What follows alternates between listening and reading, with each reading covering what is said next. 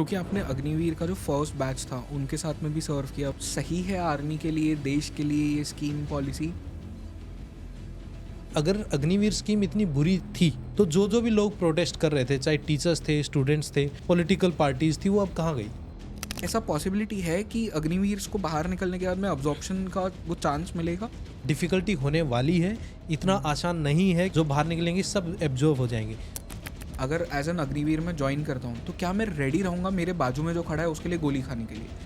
अगर हम कश्मीर की बात करें तो वहाँ पे टेररिस्ट अगर कोई बन रहा है, पेटेंट कोई बन रहा है, वो तो क्लियर एजेंडा है उनका, आज़ाद कश्मीर की बात कश्मीर। करें। हाँ, अगर हम मणिपुर की इंसर्जेंसी की बात करें तो 1960 से तब वो ये बोलते थे कि हमें सप्रेस किया जा रहा है, हमें स्टेटस चाहिए। उनकी जो डिमांडें थी वो तो पूरी भी हो गई हैं, लेकिन जब वो इंसर्जेंट बन गई, अब उनको ये रास्ता नहीं मिल रहा है कि मैं मेन स्ट्रीम में आऊँ किस रीज़न से। ड्रग रनर्स होते हैं जो भी, उन्हें पकड़ने के लिए आप एम्बुश लगा के वहाँ पे अगर रहते हो तो how do you live inside a jungle जो कि इतना थिक है, जहाँ पे सनलाइट भी नहीं आ रही, तो वहाँ पे रहते कैसे हो आप? Sir, this is what we are trained for. खाते क्या है ऐसे यूजुअली जंगल में? कोई ऐसी स्पेशल ऑपरेशंस हैं, उनके लिए प्रॉपरली कोऑर्डिनेट किया जाता है। इतनी गरीब सेना नहीं है सर हमारी।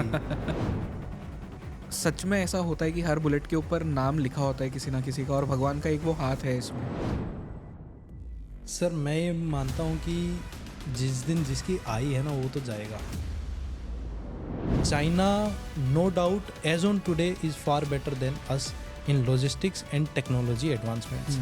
और 2020 के बाद तो जो प्रोग्रेस हमने दिखाई है, तो we are at a very very fast pace. But what is your opinion of a Chinese soldier? भारतीय सेना का कोई भी जवान किसी भी चुनौती के लिए तैयार है, और मैं आपको फिर से गारंटी दे रहा हूँ कि मेरा एक जवान चाइना के 3-4 को एक साथ आराम से ले लेगा। मतलब कभी ऐसा लगा कि जान जा सकती है यहाँ पे? नमस्ते, जय हिंद। मेरा नाम है जयेश गंगन और ये है द आवारा मुसाफिर शो, एक ऐसा पॉडकास्ट जहां हम बात करते हैं भारत के पास्ट, प्रेजेंट और फ्यूचर की।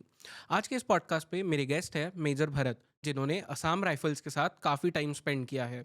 इस पॉडकास्ट पे हम बात कर रहे हैं भारत के नॉर्थ ईस्ट के बारे में, और नॉर्थ ईस्ट में असम राइफल्स किस तरह से ऑपरेट करती है उसके बारे में। हम ये तो जानते हैं कि कश्मीर में मिलिटेंसी या टेररिज्म के पीछे रीज़न क्या है, वहाँ पे जो लोकल्स है वो मिलिटेंसी की तरफ जाते क्यों है। But same problem north East में भी एग्जिस्ट करता है, बट हम सब इससे अनअवेयर है। नॉर्थ ईस्ट में लोग मिलिटेंसी ज्वाइन क्यों करते हैं, उसके बारे में इस पॉडकास्ट में आपको जानने को बहुत कुछ मिलेगा, और किस तरह से इंडियन आर्मी इस मिलिटेंसी से डील करती है वो भी जानने मिलेगा। अगर आप एक ऐसे इंसान हैं जिसे भारत के नॉर्थ ईस्ट में बहुत ज़्यादा इंटरेस्ट है, स्पेशली मिलिट्री इश्यूज में, तो ये पॉडकास्ट सिर्फ आपके लिए है। इस पॉडकास्ट में आपको चाइना के बारे में भी बहुत कुछ जानने मिलेगा कि चाइना नॉर्थ ईस्ट में क्या क्या एक्टिविटीज़ करती है, और क्या भारतीय सेना सशक्त है चाइनीज़ आर्मी से लड़ने के लिए। So without any further ado, let's begin in 3, 2, 1।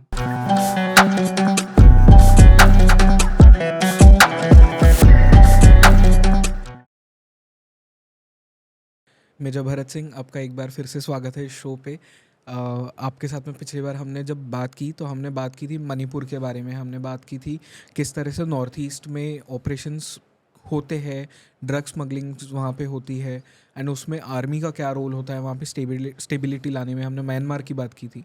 आज के इस पॉडकास्ट में हम स्पेसिफिकली बात करेंगे आपके कुछ जो एक्सपीरियंसेस रहे हैं लाइफ में, उनके बारे में। हम आपके ओपिनियंस जानेंगे आर्मी की कुछ पॉलिसीज़ के बारे में, कुछ चीज़ों के बारे में।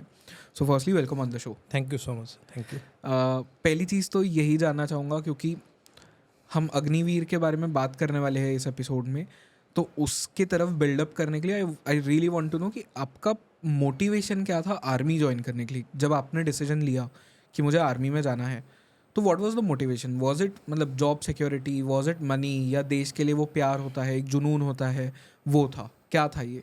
सर, मेरे लिए मनी तो इतनी इम्पोर्टेंट थी कि मैं जितनी भी मैंने सर्विस की, अपनी पे स्लिप कभी मैंने चेक नहीं की। बस जितना चाहिए था मुझे उतना आ रहा है। मेरा मोटिवेशन, पहली बात तो मैंने अपनी स्कूलिंग की वो Assam rifle public school Shillong से की, तो वहाँ पे भी मुझे फौजी एनवायरनमेंट मिला।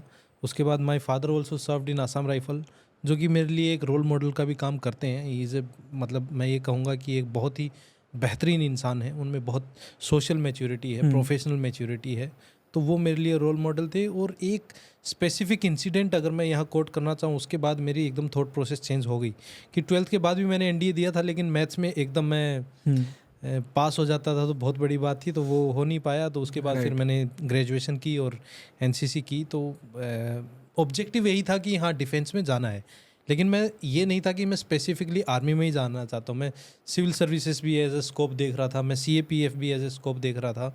तो ऐसे, लेकिन फिर 2011 में ऐसी इंसिडेंट हुई थी कि my father was stuck in some kind of operational activity, और वो वहाँ पे आई थिंक 15 अगस्त के आसपास की बात थी। और वो जिस पार्टी में, जिस पेट्रोलिंग पार्टी में थे, वो वहाँ पे कहीं फंस गई थी और लगभग 10 दिन तक वो रिट्रीव नहीं हुई थी वो पार्टी। सर्च पार्टीज भेज के और फिर वो वापस आए। तो उस टाइम पे उनकी हेल्थ बहुत ख़राब हुई, उनकी पार्टीज़ में जो दूसरे बाकी लोग थे उनकी भी हेल्थ ख़राब हुई। तो हमें भी बस 10-12 दिन तक ना कोई कॉल आई घर पे, ये वो। तो फिर मुझे लगा कि यार ऐसा क्या हो सकता है। मैं तो ये सोचता था कि मैं ये कर दूंगा, वो कर दूंगा, और वो मेरे लिए बहुत बहुत ही एकदम हेल्पलेस स्टेट हो गई थी कि अब तो कुछ करना पड़ेगा। लेकिन मैंने देखा कि अब तो नहीं हो पाएगा। But then I spoke to my father कि हाँ कैसा रहा ये आपका, कैसे हो गया, ये हो गया, वो हो गया। तो उन्होंने हंस के बोला कि बेटा काम है, कर रहे थे, फंस गए, कोई बात नहीं, निकल जाएंगे दोबारा। तो उससे फिर मुझे और भी मोटिवेशन मिला कि इन्होंने अपने लगभग 25 साल दे दिए हैं और ऐसे एरियाज़ में। He was in Assam rifle, तो हमेशा वो फील्ड में और उन्हीं ऑपरेशंस में रहे। तो मुझे तब ऐसा मैं सीरियस हुआ कि कुछ करना है, कुछ करना है। और स्पेशली मैं ऐसा नहीं था कि मैं सिर्फ आर्मी की तैयारी कर रहा था।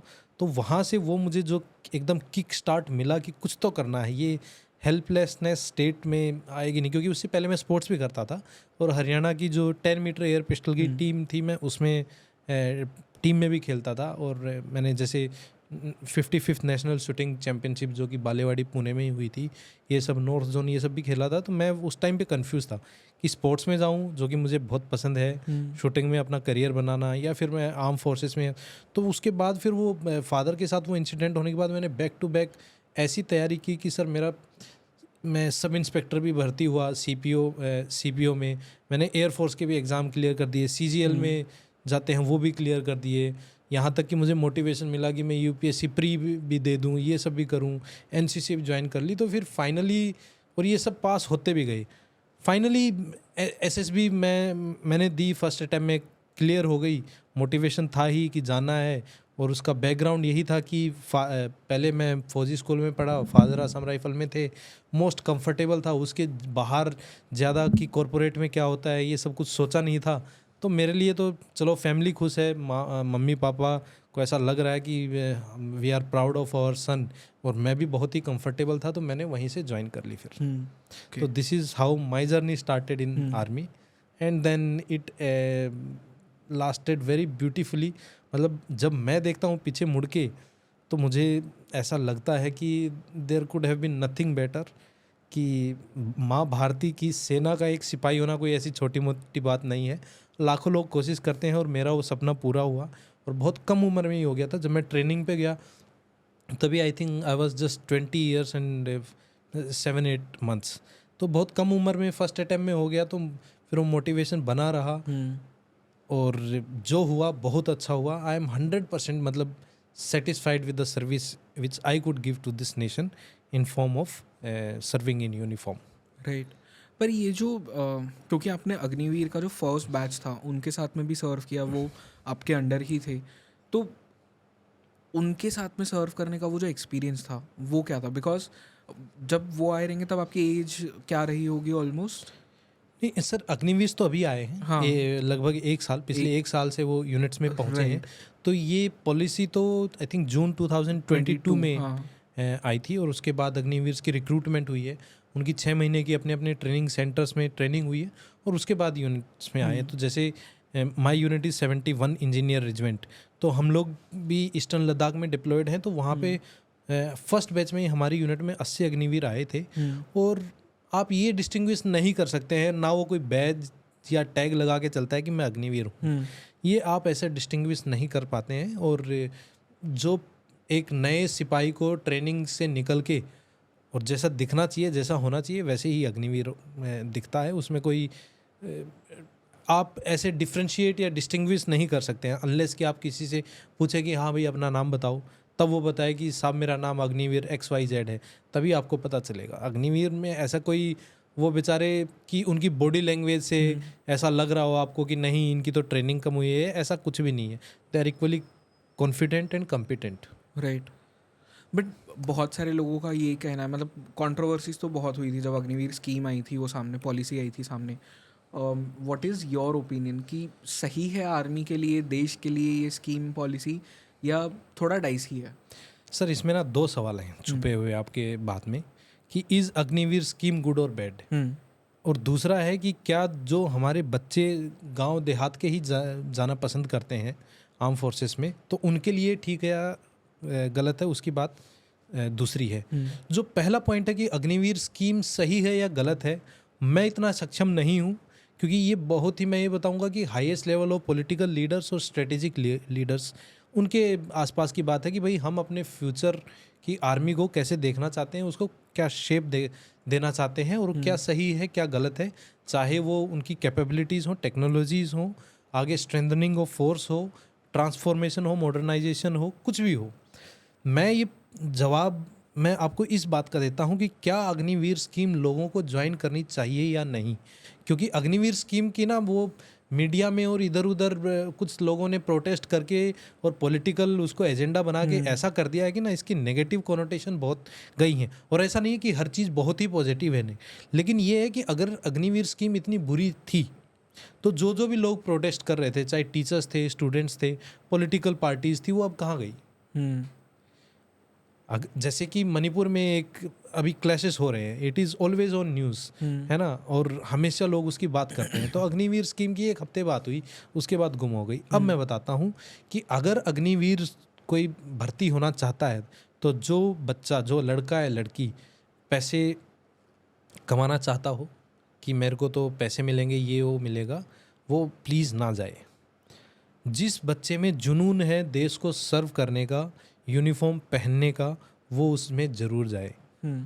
क्योंकि अग्निवीर की सैलरी जो उसमें नेगेटिव जो लोग बोलते हैं कि एक तो आपको उसमें पेंशन नहीं मिलेगी, आपको 4 साल बाद रिलीव कर दिया जाएगा, सैलरी आपकी कम है, जो अलाउंसेस एक सेवानिधि में एक्सक्लूड करके आपकी जो तनख्वाह आएगी फिक्स, आप तो फर्स्ट ईयर ऑफ सर्विस में 21,000 आएगी, सेकंड में 23 आएगी, थर्ड ईयर ऑफ सर्विस में 25 आएगी, लास्ट ईयर ऑफ सर्विस में 27,000 आएगी। करेक्ट। तो इतनी ही मिलेगी, प्लस जो भी आपके अलाउंसेस हैं, ड्रेस अलाउंस है, ट्रांसपोर्ट अलाउंस है, जो भी एक जवान को, किसी भी जवान को लागू है, वो सब आपको मिलेगा। अगर आपको देश की सेवा फौज में रहते हुए करने का जुनून है, अगर आपको आगे देश में की सेवा या सेना में ही रहने का मन है, और पैसा आपके लिए ज़रूरी है, लेकिन इतना ज़रूरी नहीं है कि आप फ़ौज में रह के और एक बिलियनर बनने की कोशिश करें, तो आप कृपया फ़ौज में ना आए। अगर आपको सेवा करनी है, उस ड्रेस से प्यार है, उस माँ भारती की सेना से प्यार है, और आप कुछ कर गुजरना चाहते हैं, आप उन ऑपरेशंस को फील करना चाहते हैं, आप उस यूनिफॉर्म को अपनी बॉडी पे फील करना चाहते हैं, तो आपका वेलकम है। तो इसमें प्रॉब्लम यही है कि आपको 4 साल के बाद रिलीव कर दिया जाएगा, आपको पेंशन नहीं मिलेगी। 4 साल के बाद जितनी फ़ौज को रिक्वायरमेंट होगी, 25% जो अभी है, उसके लिए आपको तैयार रहना पड़ेगा कि क्या वहाँ पे भी आपके बहुत सारे टेस्ट होंगे और क्या आप उसमें फ़िट होते हैं।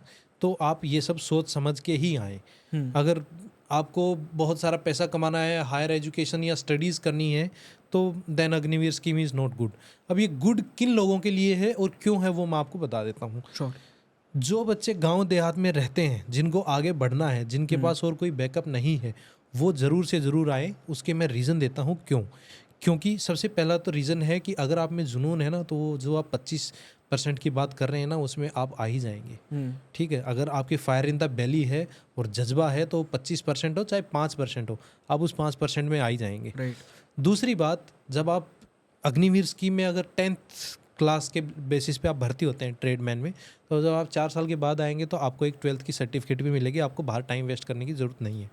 जिस भी आप ट्रेड में भर्ती होंगे, उसकी आपकी जो भी प्रोफिशिएंसी होगी, उसकी एक आपको सर्टिफिकेट भी मिलेगी कि हाँ, ये कैंडिडेट जब अग्निवीर स्कीम में भारतीय सेना में भर्ती हुआ तो उसकी ये, चाहे कोई कम्युनिकेशन को हैंडल करता है तो उसको कम्युनिकेशन की उसकी एक एफिशिएंसी की सर्टिफिकेट मिलेगी। चाहे कोई रडार में भर्ती होता है, कोई मिसाइल्स देख रहा है, कोई ऑर्डिनेंस के एम्यूनेशन संभाल रहा है, अग्निवीर हर डिपार्टमेंट में जाएंगे तो आपको जो भी आपकी स्किल होगी उसकी एक सर्टिफिकेट मिलेगी।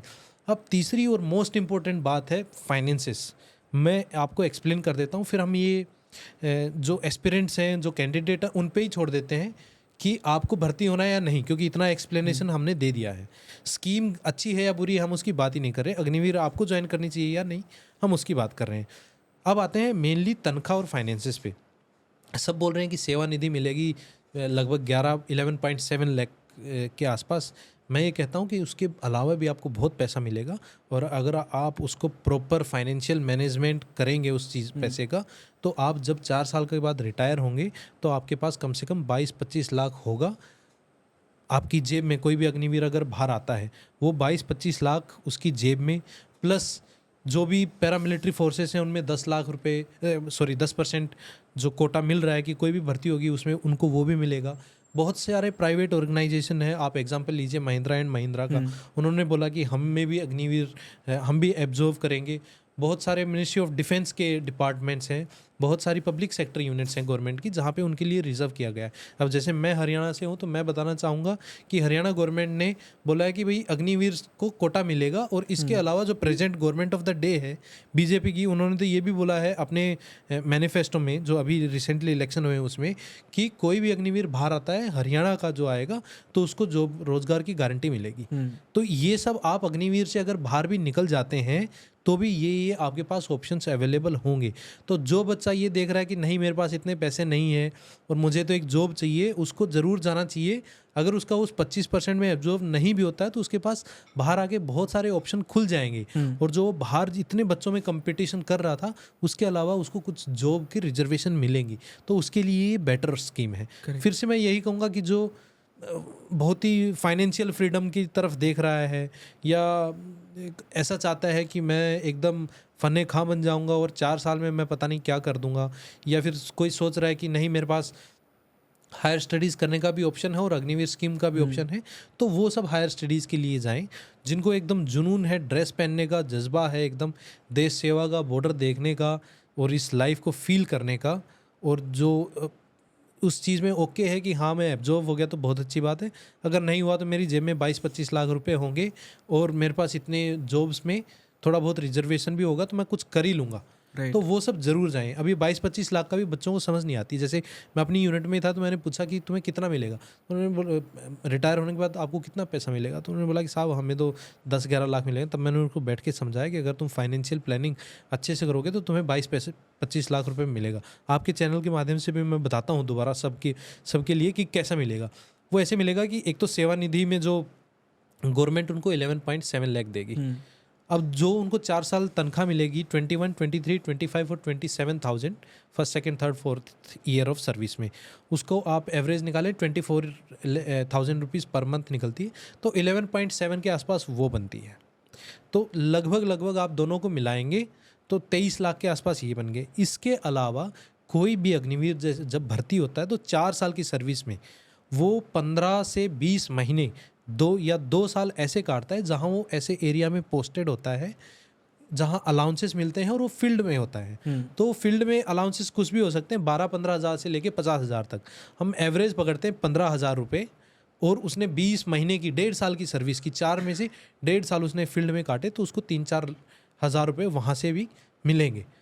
टोटल मिलाएंगे तो आप 26-27 लाख का उसका टोटल कॉर्पस बनता है। अब वो बच्चा है वो कुछ खर्चेगा भी, तो खर्चेगा, उसको ट्रांसपोर्ट फ्री मिल रहा है, उसको राशन फ्री मिल रहा है, उसको ड्रेस अलाउंस मिल रहा है, वो उसको खर्चना है खुद के ऊपर।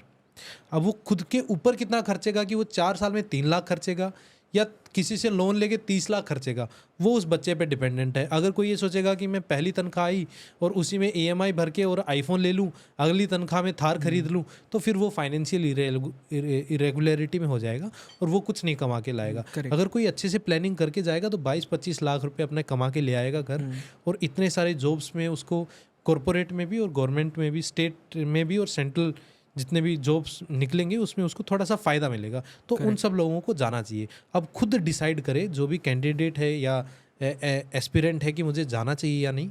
हमने आपको बता दिया है कि ये पॉजिटिव है, ये नेगेटिव है, आप खुद डिसाइड करो कि आपको क्या करना है, आपको जाना चाहिए या नहीं। पर सर इसमें ना कंटेस्टेशन पॉइंट जो आता है, जो मैंने सुना है क्रिटिक्स, मतलब मैं तो कोई हूँ नहीं, मेरा तो आर्मी से कोई लेना देना ऐसे नहीं है कि मेरे फैमिली में से कोई नहीं है, ना मैं खुद आर्मी में हूँ। मैंने तो सिर्फ सुना है दोनों साइड की बातों को। तो जो लोग कंटेस्ट करते हैं इस पॉइंट को, उनका सबसे बड़ा प्रॉब्लम ही इसमें 2-3 चीज़ों का होता है। एक प्रॉब्लम जो आता है वो ये कि निकलने के बाद, क्योंकि रहेंगे तो 25%, उनको आपने रिटेन कर लिया, उनको तो लाइफ सॉर्टेड है, उनके लिए सब कुछ सेटल्ड है। बट जो लोग नहीं, 75% जो नहीं रहे, अब वो निकल जाएंगे बाहर, उनके लिए बाहर जाने के बाद में एम्प्लॉयमेंट अपॉर्चुनिटीज़ क्या सच में उतनी ज़्यादा है? This is the biggest point कि आपने कहा महिंद्रा एंड महिंद्रा में कहा है कि हम उन्हें अब्जॉर्ब करेंगे, बट स्टिल कितना अब्जॉर्ब करेंगे वो कर करके भी? जो गवर्नमेंट की भी इतनी सारी आपने कहा कि बॉडीज़ है, वो भी कर करके कितना अब्जॉर्ब करेंगे? क्योंकि बच्चे तो फिर भी बहुत बच जाएंगे। और ऐसे ही ट्रेडिशनली अगर हम देखें तो जो आर्मी एक MBA के लिए आपको क्या कहेंगे उसे, एक अपॉर्चुनिटी देती है, वो करने के बाद में भी आर्मी के जो सोल्जर्स हैं उन्हें एक रेलेवेंट जॉब नहीं मिलता, बहुत डिफ़िकल्टी होती है उन्हें निकलने के बाद, एटलीस्ट ऐसा मैंने सुना है, पढ़ा है। तो ये सच में ऐसा पॉसिबिलिटी है कि अग्निवीर को बाहर निकलने के बाद में अब्जॉर्प्शन का वो चांस मिलेगा? सर चांस मिलेगा, लेकिन जो हम बात कर रहे हैं ना कि जितने बाहर आएंगे वो सब एब्जॉर्ब हो जाएंगे, वो एक्चुअली एक डिफ़िकल्टी है और वो सोचने का पॉइंट भी है। मैं प्रो या अगेंस्ट बात ही नहीं कर रहा। फॉर एग्जांपल स्टेट गवर्नमेंट ने बोला कि आपको जॉब गारंटी मिलेगी, वो जॉब गारंटी आपकी 2 साल बाद फुलफिल हुई बाहर आने के। सेंट्रल गवर्नमेंट ने बोला कि आपको पैरामिलिट्री फोर्सेस में रिजर्वेशन मिलेगा, वो पैरामिलिट्री फोर्सेस की भर्ती निकली, होते होते डिले होते होते 1-1.5 साल के बाद आपकी ज्वाइनिंग हुई, तो वो बच्चा 1-1.5 साल में क्या करेगा? एग्जैक्टली। और उस टाइम पे क्योंकि वो सोशल एंड इकोनॉमिक एक उस पर प्रेशर बनता जा रहा है। तो मैं ये कहूँगा कि जो बाकी बच्चे उस कंपटीशन में या फिर उस पर्टिकुलर जॉब के लिए अप्लाई करेंगे, चाहे कॉरपोरेट हो या फिर सेंट्रल या स्टेट गवर्नमेंट की जॉब्स हो, उनमें आपको अपर हैंड ज़रूर मिलेगा, लेकिन 100% एब्जॉर्प्शन हो जाएगा। वो तो जितनी वैकेंसी होंगी उसके हिसाब से होगा। मान लो वैकेंसी ही 10 निकली और 10 ही अग्निवीर खड़े हैं, तो बाकी कहाँ जाएंगे? करेक्ट है ना? तो वो एक डेफिनेटली एक पॉइंट ऑफ कंटेंशन है कि लेटरल एब्जॉर्प्शन में डिफ़िकल्टी होने वाली है। इतना आसान नहीं है कि सब जो बाहर निकलेंगे सब एब्जॉर्ब हो जाएंगे, लेकिन जो बाकी उस पर्टिकुलर वैकेंसी के लिए अप्लाई करेंगे, तो कोई भी अग्निवीर जो बाहर आया होगा उसके थोड़े से चांसेस बेहतर होंगे, क्योंकि वो जो पर्टिकुलर अपनी कोटा है उसका वो भी होगा उसके पास, और अगर उसमें नहीं होता तो उसके पास अग्निवीर वाला भी कोटा होगा, और उसी तरह उसको कॉरपोरेट में भी प्रेफरेंस मिलने के ज़्यादा चांसेस हैं। तो ये तो हमें समझना पड़ेगी कि ऐसा बहुत रेयर होगा कि आज अग्निवीर से वो रिलीव हुआ है और अगले 1 महीने के अंदर दूसरी जगह पे परमानेंटली सेंट्रल या स्टेट गवर्नमेंट में परमानेंट बेसिस पे सेटल हो गया हो, क्योंकि अनएम्प्लॉयमेंट तो एक बहुत बड़ा इशू है ही ऑलरेडी इस देश के लिए। जेन्युइन इशू है। तो वो सिर्फ अग्निवीर क्या, वो तो नॉर्मल एक जनरल इंसान के लिए भी बहुत बड़ा इशू है। तो जब अग्निवीर आएंगे तो उनके लिए तो वो एक बहुत बड़ा हेडेक हो जाएगा। बिल्कुल, लेकिन अग्निवीर को बेनिफिट ये होगा कि उसके पास कुछ तो अपने पैसे बचाए हुए हैं। तो अगर वो सेंट्रल गवर्नमेंट की जॉब देख रहा है और उसमें 1 साल लग रहा है, तो उसके पास सस्टेनेंस का टाइम है। अगर वो खुद का बिजनेस करना चाहता है, आजकल बहुत सारे लोग अलग अलग तरह का स्टार्टअप कर रहे हैं। अगर कोई ब्राइट माइंड होगा जो 4 साल में कोई प्रॉब्लम आइडेंटिफाई करके आएगा और उसके पास कुछ बेयर मिनिमम अमाउंट होगा, तो क्या पता वो प्रॉब्लम को आइडेंटिफाई करके उसका सॉल्यूशन कर दे। तो ऐसी भी अपॉर्चुनिटीज़ मिलेंगी। लेकिन ये हो जाएगा कि आज अग्निवीर 100 अग्निवीर आज रिलीव हुए हैं और कल से ही वो दूसरी जॉब में चले गए, तो ऐसा थोड़ा मुश्किल है। तो ये बाहर आने के बाद भी थोड़ी तो प्रॉब्लम होगी ही, और 100 में से 100 एब्जॉर्व होना आई डोंट थिंक कि चाहे स्टेट गवर्नमेंट की पॉलिसी हो या सेंट्रल गवर्नमेंट की, मुश्किल होगी। करेक्ट, रियलिटी बहुत डिफरेंट होती है। रियलिटी बहुत डिफरेंट होगी। बट देन जो दूसरा पॉइंट आता है इसमें, वो ये कि बहुत सारे आर्मी के जो सीनियर जनरल्स हैं उन्होंने ये कंप्लेन किया था कि आर्मी का जो एक स्पिरिट होता है या जो एक कमराडरी होती है वो चलती है क्योंकि लॉन्ग टर्म सर्विस है, तो एक वो आपकी फैमिली जैसी बॉन्डिंग बन जाती है। अब यहाँ 4 साल का ही सिर्फ एक टाइम पीरियड है, तो अंदर ही अंदर कहीं ना कहीं तो आपको पता ही है कि 4 साल बाद शायद हो सकता है कि हम पार्ट ना रहे। तो क्या मैं अगर एज एन अग्निवीर में ज्वाइन करता हूँ तो क्या मैं रेडी रहूँगा मेरे बाजू में जो खड़ा है उसके लिए गोली खाने के लिए? And this is the whole point of army कि जो आपके साथ में खड़ा है आपको पता है कि आपके लिए वो गोली खाने के लिए रेडी है, which is why you are also standing कि उसके लिए मैं गोली खाऊंगा। तो ये एक कंटेस्टेशन पॉइंट नहीं बन जाता फिर? सर जो आप पॉइंट बता रहे हो बहुत रेलेवेंट है, क्योंकि फौज हमारी जो आर्मी है वो चलती है मिलिट्री इथोस पे, मिलिट्री वैल्यूज़ पे, integrity, loyalty, duty, respect, selfless service, courage and honour. हम इस पे बिल्कुल नहीं चलते हैं कि मुझे इतना पैसा मिलेगा या नहीं मिलेगा। और अगर किसी अग्निवीर के मन में ये इनसिक्योरिटी है कि मैं रहूँगा या नहीं रहूँगा, तो डेफिनेटली वो उसकी खुद की मोरल और ओवरऑल कलेक्टिव जिस भी वो सेक्शन प्लाटून का हिस्सा होगा उस पर इफेक्ट डालेगा। लेकिन इसके अलावा मैं ये भी कहना चाहूँगा कि हम जो मिलिट्री लीडर्स हैं, चाहे जूनियर लेवल पे हो सीनियर लेवल पे, हमारी भी जिम्मेवारी बनती है कि अगर ऐसी कोई इनसिक्योरिटी उस बच्चे के मन में आ रही है तो we have to identify and deal with it and we have to train them more. हमें उनकी और ट्रेनिंग करानी पड़ेगी और हमें वो माहौल देना पड़ेगा, फौज के अंदर उनको वो माहौल देना पड़ेगा कि वो सेफ़ एंड सिक्योर फील करें, और फौज के बाहर उनके लिए ऐसा कुछ मैकेनिज्म क्रिएट करना पड़ेगा कि उसको कॉन्फिडेंट फील हो कि नहीं कोई बात नहीं, यहाँ नहीं तो वहाँ मेरे लिए रेडी है। नहीं तो मैं ये कहूँगा कि आप कितना भी छिपा लें, मोरल और लड़ाई मोरल पे ही जीती जाती है। करेक्ट है ना, हथियार वथियार तो सब चला लेंगे, अगर मेरे को आप बेस्ट ऑफ द वेपन दे दो और गोली चले और मैं आड़ लेके पेड़ के पीछे और पेड़ पे ही मारता रहूँगा तो कोई फ़ायदा है नहीं, है ना। मुझे अपना सर उठा के छाती दिखा के और दुश्मन की तरफ फायर करना है और तभी दुश्मन मरेगा। उसके लिए चाहिए हिम्मत, जज्बा, और वो जज्बा आएगा जो आप मिलिट्री इथोस की बात कर रहे हैं यूनिट की तरतीब से। तो वो फिर यूनिट्स की जिम्मेवारी बनती है, फॉर्मेशन जो भी जिस लेवल पे वो ट्रेन हो रहे हैं उनकी जिम्मेवारी बनती है कि उनके लिए वो एक ऐसा एनवायरनमेंट हम क्रिएट करें अंदर कि उनको ऐसा बायस फील ना हो या फिर डिस्क्रिमिनेशन वाली भावना ना आए एक बच्चे या अग्निवीर के मन में कि अरे यार ये क्या हो गया, अभी यहाँ तो ठीक नहीं है, मैं बाहर आऊँगा। तो somewhere within army also and outside army also we have to create an environment कि वो सेफ फील करें। सेफ फील करेंगे तो खा लेंगे गोली, कोई दिक्कत नहीं है। अगर सेफ फील नहीं करेंगे तो फिर तो डाउट दिखाएगा ही दिखाएगा कोई ना कोई। मैं कितनी भी उसको बंदूक दे दूं और बोलूँ उसको कि तू मेरा सबसे बहादुर सिपाही है, तो पीछे मुड़ के हाई चांसेस हैं मैं अपने आप के अपने मन को कितना भी समझाऊं कि वो यही बोलेगा कि साहब बहादुर सिपाही तो हूँ मैं, पर मैं तो चले जाऊँगा 6 महीने बाद, है ना। करेक्ट, वही मेरा पॉइंट था कि मतलब जब लॉन्ग सर्विस है तो आपको पता है कि लंबे समय तक आपको यहाँ रहना है, बट यहाँ पे तो सिर्फ 4 साल है, तो उसे भी पता है कि 4 साल बाद तू कौन मैं कौन हो जाने वाला है। बिल्कुल। तो वो क्यों आपके लिए गोली खाएगा फिर? वो आपने उसके दिमाग में पहले से ही वो बात फिट इन कर दी ना, बिफोर ज्वाइनिंग द आर्मी उसके दिमाग में ये बात पहुंच गई है। दैट इज़ वाई मतलब कि जो हम बात कर रहे हैं ना, नैरेटिव मैकेनिज्म्स ऐसे इन प्लेस होने ही पड़ेंगे। और यूनिट्स भी अपने लेवल पे जो जैसे मैंने एक्सपीरियंस किया, तो यूनिट्स भी अपने लेवल पे ऐसी तरतीब बना रही हैं कि फॉर एग्जांपल एक मैं आपको सबसे छोटा से छोटा एग्जांपल देता हूँ कि हमारे यूनिट में सबको बोला गया कि कोई भी जो है नया अग्निवीर स्कीम के थ्रू भर्ती होकर आ रहा है उसको कोई भी अग्निवीर नाम से नहीं पुकारेगा। अच्छा, ये एक it is one of the unit तरतीब कि भाई मैं किसी भी तरह का मेरे नए जवान के अंदर डिफरेंशिएट क्रिएट नहीं करना चाहता या बायसनेस क्रिएट नहीं करना चाहता जहां उसको इनसिक्योर फील करना पड़े। और यही रूल्स बाकी दूसरी यूनिट्स और फॉर्मेशन लेवल पे भी हैं कि भाई अगर for example I am from core of engineers, तो कोर ऑफ इंजीनियर्स में कोई सिपाही भर्ती होकर आता है तो उसको सैपर बोलते हैं। तो मैं अगर कोई अग्निवीर भी भर्ती होकर आ रहा तो मैं उसको भी सैपर ही बोलूँगा, मैं उसको ये नहीं बोलूँगा कि तू अग्निवीर है, ये है, वो है, सो दैट उसको ये फील हो कि मैं सैपर ये हूँ, है कि नहीं। तो these kind of small mechanisms, these kind of small unit तरतीब्स हैज़ टू बी क्रिएटेड ताकि उसको अंदर भी सेफ फील हो और बाहर भी सेफ फील हो, तभी वो आगे बढ़ेगा और अपना मन लगा के काम करेगा। राइट। एक कुछ वक्त पहले मैंने एक आर्टिकल पढ़ा था जो कि चाइना के एक न्यूज़पेपर ने प्रिंट किया था जो कि अफिलिएटेड था PLA से, जो उनकी पीपल्स लिबरेशन आर्मी है उससे। और उसमें वो आर्टिकल का नाम था 6 wars that China will have to fight या 6 wars that China will fight. उसमें उन्होंने एक टाइमलाइन दिया था वेर इन 2035 से लेके 2040 के बीच चाइना और इंडिया के बीच में युद्ध होगा फॉर सदर्न तिब्बत। अब जब हमें पता है कि उनके एंड से प्लानिंग है एक वॉर भारत के साथ करने की, और उसी वक्त कोविड होता है 2020, फिर वो 2-3 साल आर्मी में भर्ती नहीं हुई, उसके बाद में फिर अग्निवीर की स्कीम आ जाती है, उसमें भी हम 25% ही रखेंगे।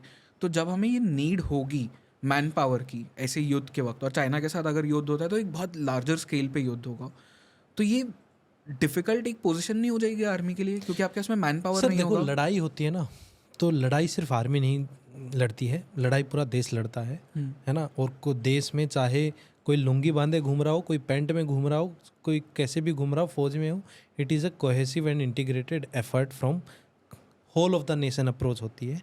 ठीक है, आर्मी डेफिनेटली फोर फ्रंट पे लड़ेगी, लेकिन पीछे भी लोग होंगे। ठीक है, अगर मैं सिर्फ ये कह दूं कि अग्निवीर स्कीम आने की वजह से और मुझे वहाँ पे चैलेंजेस आएंगे, या फिर कहीं ऐसा ना हो कि चाइनीज़ फोर्सेस मेरे ऊपर भारी पड़ जाएंगे, तो ये गलत बात है। ओके। है ना, क्योंकि तब तक मेरी भी जो मॉडर्नाइजेशन की प्रोसेस है, मेरी भी जो टैक्टिक्स हैं, वो भी रिफाइन होंगी, वो भी रिफॉर्म होंगी, और हर चीज़ इंटरलिंक डेफिनेटली होती है। और जो सही लेवल पे सही आदमी जो डिसीजन मेकिंग बॉडी में होते हैं, वो इन सब चीज़ों का पता होता है। जैसे आज के दिन हम आर्मी में थ्रेटराइजेशन की बात करते हैं, इंटीग्रेटेड बैटल ग्रुप्स की बात करते हैं, तो वो ऐसे थोड़ी है कि वो सडनली हम उठे और मैंने इंटीग्रेटेड बैटल ग्रुप्स की बात कर दी। अगर 2015-16 में चाइना के मिलिट्री रिफॉर्म्स हुए हैं और उन्होंने थ्रेटराइजेशन की थी अपनी, है ना, उन्होंने अपने थिएटर्स बनाए थे, उसके बाद मैंने भी वही प्रोसीजर शुरू कर दी है। तो कौन अपनी टैक्टिक्स को किस तरह से रिफाइन करता है, कौन अपनी टैक्टिक्स को किस तरह से दूसरे कंट्री के खिलाफ लड़ने के लिए डेवलप करता है, तो वो देश भी काउंटर टैक्टिक्स उस हिसाब से डेवलप करता है। तो अगर 35 में या आज से 5 साल बाद लड़ाई हो गई, चाइना के साथ हो गई, पाकिस्तान के साथ, या कोई थर्ड फ्रंट खुल गया, और उसमें मैं ये बोल दूं कि नहीं अग्निवीर स्कीम थी, इसकी वजह से ये हो गया, तो ये सब गलत बातें हैं। है ना। और तब तक वो जो रोटेशन बननी है अग्निवीर वाली, वो भी हो जाएगी। And believe you me, Indian army, we are an emotional army, and we are emotionally connected with that uniform, and we are emotionally connected with our country. ठीक है ना सर, जब लड़ाई लड़ेगी तो आप इस देश के किसी भी बच्चे, बूढ़े, जवान, बुजुर्ग, माता, बहन, किसी से भी पूछिए कि आप जाके हथियार लेके, चाहे वो एक दिन भी ट्रेनिंग ना की हो उसने, आप उससे ये पूछिए कि खड़े हो जाओगे बॉर्डर पे, वो बोलेगा मैं जाऊंगा सबसे पहले। है ना। तो war is not fought only by soldiers और only by equipment, it is a nation wide approach, and everybody will contribute. कौन नहीं करेगा? तो इसको किसी स्कीम से जोड़ के देखना फिलहाल के लिए ठीक नहीं है। ओके, आपके ऑपरेशंस के बारे में बात करते हैं, क्योंकि जो एक यूनिक आपके साथ में मुझे चीज़ कवर करनी थी वो यही थी कि नॉर्थ ईस्ट में ऑपरेशंस होते कैसे हैं। क्योंकि कश्मीर के बारे में बहुत सारे लोगों ने सुना है अब, क्योंकि पब्लिकली बहुत सारे एक्स सोल्जर्स हैं जिन्होंने बात की है कि वहाँ ऑपरेशंस किस तरह से होते हैं, क्यों होते हैं, कहाँ होते हैं, कैसे होते हैं, सब कुछ। बट नॉर्थ ईस्ट के बारे में अब भी थोड़ा बिहाइंड द कर्टन्स रखा जाता है चीज़ों को। तो can you share those things कि मतलब कोई ऑपरेशन वहाँ पे प्लान किस तरह से होता है? क्योंकि सोसाइटी का ही स्ट्रक्चर इतना लेयर्ड है वहाँ पे कि अगर आपने एक मूव भी गलत कर दिया तो बहुत कुछ गलत हो सकता है, जिसके रिपरकशंस एक ग्लोबल लेवल पे हो सकते हैं। फॉर फ्रंट ऑर्गेनाइजेशंस भी हैं। तो किस तरह से? तो सर मैं ये कहूँगा कि नॉर्थ ईस्ट की जो ऑपरेशंस हैं या इंसर्जेंसी, वो थोड़ी सी डिफरेंट इसलिए है क्योंकि जब आप जे.एंड.के में बात करते हैं तो वहाँ आप टेररिज्म से फाइट कर रहे हैं, and you are there to kill them. North east की इंसर्जेंसी इसलिए है कि दे आर द पीपल जो उसी कंट्री के हैं, वो किसी कारणवश उन्होंने सिक्योरिटी फोर्सेस या स्टेट एडमिनिस्ट्रेशन या सेंट्रल मिनिस्ट्री के अगेंस्ट में हथियार उठा लिए हैं। वो कभी भी, there are very very less chances कि वो पब्लिक को हार्म करेंगे या किसी तरह से करेंगे। तो वहाँ के ऑपरेशंस, और दूसरी इसमें ये होती है कि अगर प्रॉपरली चैलेंज किया जाए, नॉर्थ ईस्ट में अगर इंसर्जेंसी को प्रॉपर चैलेंज किया जाए, and if they are aware कि दस यू आर कोर्डन, तो वो सरेंडर कर भी देते हैं। तीसरी बात कि नॉर्थ ईस्ट की इमरजेंसी अभी it is on survival mode. J&K में अभी भी जो है वो एक्सटर्नल फोर्सेस या फिर आईएसआई या पाकिस्तान स्पॉन्सर्ड इंसर्जेंसी काफ़ी है, या फिर वहाँ इंटरनली नॉन स्टेट एक्टर्स काफ़ी हैं जो इस तरह की हरकतें करते हैं। मैं ये कहूँगा कि नॉर्थ ईस्ट की इंसर्जेंसी अभी it will towards an and, या फिर पिछले कई डिकेड से कोई ऐसा लार्ज स्केल ऑपरेशन नहीं हुआ है कि जहाँ उन्होंने सिक्योरिटी फोर्सेस को चैलेंज कर दिया हो। हाँ, डेफिनेटली कि एक कोई कॉन्वे जा रही थी, वहाँ उस पर एम्बुश कर दिया है, ऐसे तो सिग्नेचर ऑपरेशंस या फिर सिग्नेचर अटैक्स हुए हैं जहाँ इंसर्जेंट ग्रुप्स ने अपनी प्रेजेंस को फील कराने के लिए ऐसा हुआ हो, किया है। तो ये तो मेजर डिफरेंस है। अब डिफरेंस दूसरा ऑपरेशंस में ये भी है कि वहाँ वी किल, JNK में जो मिल गया we kill that enemy because it is external supported. यहाँ पे नेचर ऑफ ऑपरेशंस थोड़ा सा इसलिए भी हो जाता है because for example there are valley based insurgent groups. तो वैली बेस्ड इंसर्जेंट ग्रुप्स का कोई ना कोई फ्रंट ऑर्गेनाइजेशन होगा ही, या कोई OGW या फिर किसी ना किसी तरह का कोई ना कोई उनका काउंसिल होगी, या फिर कोई सोशल लीडर होगा जो उनको सपोर्ट करता होगा। एंड सेम विद ट्राइबल या कुकी बेस्ड इंसर्जेंट ग्रुप्स कि वहाँ पे कोई ऐसा होता है। अब मैं एक ऑपरेशन आपको बताता हूँ जहाँ पे चैलेंजेस किस तरह के आते हैं। एंड बिलीव यू मी कि we have to be very very cautious and very very sensitive. One day I got, मेरे को इन्फॉर्मेशन मिली कि ये घर है, इसमें लगभग 7 से 8 weapon, some amount of cash worth 50 lakh rupees and huge quantity of drugs are there, और ये आपको करना है। और इन्फॉर्मेशन इतनी स्ट्रॉन्ग थी, मतलब A1 इनपुट बोलते हैं जिसको, कि A1 खबर थी कि इसमें जाते हैं। अब मैंने चैलेंजेस क्या क्या फेस किए मैं वो आपको बताता हूँ, and how we have to come out of that place. Kinetic operation कि हाँ यार मुझे दुश्मन दिखा, मैंने मार दिया, और ठीक है, जंगल में दिखा, हम चलते रहे, वो बहुत अच्छी बात है। अब मैं आपको ये और वो मैं इसलिए बता रहा हूँ कि how these local populace create some sort of disturbance या फिर डज नॉट सपोर्ट फोर्सेस। तो उस घर के अंदर हम सुबह, ये मणिपुर की बात है? हाँ, मणिपुर की बात है। सुबह हम घुसे कि इसमें वेपन्स भी हैं, ड्रग्स भी हैं, और some amount of money is also there which is likely to be used to purchase more weapons। और ये एक बेस है, यहाँ से फिर ये वेपन दूसरी जगह पे शिफ्ट होंगे। तो और मेरा ऐसा मानना था कि सर मैं लोकल लेवल पे जो लोकल लीडर्स हैं, पब्लिक लीडर्स हैं, उनके साथ, और लोकल पब्लिक है उनके साथ बहुत अच्छा रिलेशन मेंटेन करता हूँ, और ये मेरा मानना था। जब हम उस घर के अंदर घुसे तो ऐसे ऑपरेशन करते हैं हम, या तो फर्स्ट लाइट जब होती है ताकि जल्दी जाएं जल्दी वापस आएं, आधी जनता जो सो रही है वो सोती ही रहे। तो हम लोग लगभग 6 बजे के आसपास हम उस घर के अंदर एंटर हो गए। पहली बात तो सर हमने 10 मिनट तक उसका दरवाज़ा खटखटाते रहे, वो दरवाज़ा नहीं खोला। अगर ऐसा ऑपरेशन JNK में होता तो वी वुड हैव स्निक्ड इन, हम फोर्सफुल एंट्री करके कर जाते।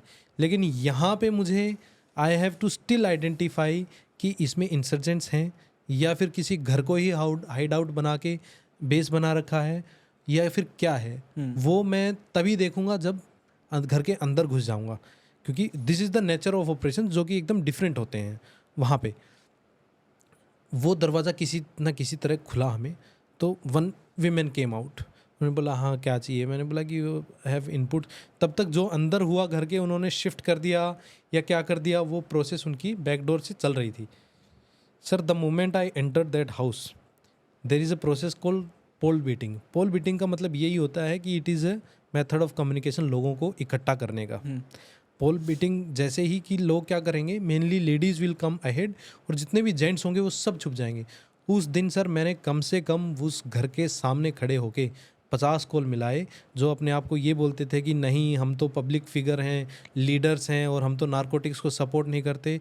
मैंने उनको भी फ़ोन मिलाए जो अपने आप को लीडर्स बताते थे, और अलग अलग सोसाइटी से कि हम तो नहीं जी एंटी नारकोटिक्स की ड्राइव चलाते हैं, हम तो एंटी स्मगलिंग की ड्राइव चलाते हैं, हम तो एंटी वेपन ड्राइव चलाते हैं, हम तो एंटी इंसर्जेंट ड्राइव चलाते हैं। मैंने सबको फ़ोन किए, सबके फ़ोन हो गए स्विच ऑफ, क्योंकि उन्हें पता था कि एक घर है उसमें सिक्योरिटी फोर्सेस घुस गई हैं, अगर पकड़े गए तो तुम सबकी नाक कटेगी अलग अलग तरीके से, क्योंकि इस घर में सब कुछ मिलेगा। पोल बीटिंग स्टार्टेड सर उसमें, और पोल बीटिंग का मतलब ये होता है कि जितने भी इलेक्ट्रिक पोल हैं उनको सब लोग बजाने लग जाते हैं। अच्छा। बजाने का तरीका यही होता है, और मेनली लेडीज़ बजाती हैं। बजाने का तरीका यही होता है कि जितने भी जेंट्स थे वो सब अंदर एकदम गायब, सबके फ़ोन बंद, और जितनी भी लेडीज़ थी वो छतों पे चढ़ जाएंगी, और वो आपकी जो सिक्योरिटी फोर्सेस हैं उन्हीं को अटैक करना शुरू कर देंगी। अच्छा। इस तरह की इंसिडेंट्स वहाँ पे हुई, और ऐसी ही हमारे साथ एक साथ नहीं, हमारे साथ 3-4 बार हुई कि आदमी जितने भी थे सब गुम, किसी का फ़ोन मिला लो सबका स्विच ऑफ आएगा। जितनी भी लेडीज़ थी वो फोर फ्रंट पे, और वो लेडीज़ भी उनका मतलब एक ट्रेडिशन है, वही लेडी जो आपकी तरफ पत्थर लेके भाग रही थी अगले दिन वही मिलेगी आपको, आगे से बोलेगी गुड मॉर्निंग सर कैसे हैं आप। ऐसी सिचुएशन होती है वहाँ पे। सर बिलीव यू मी, हमने दरवाज़ा खोला, हमारे लिए ऐसी सिचुएशन हो गई थी, हम खड़े रहे। फोर्सफुल एंट्री ऐसे में कर नहीं सकते कि अंदर कोई लेडी हो, अकेली हो, बच्चा हो, कोई वो हो।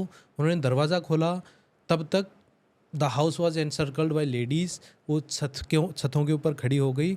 एंड मेरे साथ एक पुलिस की एक विमेन कांस्टेबल थी, उसको बेचारी को उन्होंने 2-3 थप्पड़ भी मार दिए। अच्छा। जस्ट कि वाई आर यू हेयर। मैंने बोला कि हमारे पास स्ट्रॉन्ग इनपुट है कि इस घर में कुछ है। बोला कि इतने में तो कुछ नहीं है, यहाँ तो कुछ नहीं है सर। तो और इतने में जो भी था वो बैक डोर से उन्होंने कर दिया। अब आप ये बताइए कि ऐसी सिचुएशन में मैं क्या करूँगा?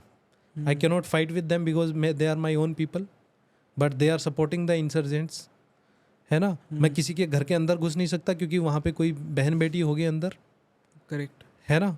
मैं अगर जंगल में है तो जंगल में मैं मार दूंगा, कोई दिक्कत नहीं है। जंगल की फिर अलग लड़ाई है। ये अर्बन वॉरफेयर हो रहा है जहाँ की people, I am encircled by women. तो how do I deal with, I am not trained कि मैं कैसे करूँगा इसको। These kind of contingencies come in these kind of areas. अगर हम जंगल वॉरफेयर की बात करें तो नॉर्थ ईस्ट की एक खास बात ये है कि सर जो फॉयल है ना वहाँ पे, जो जंगल है, it is very very thick.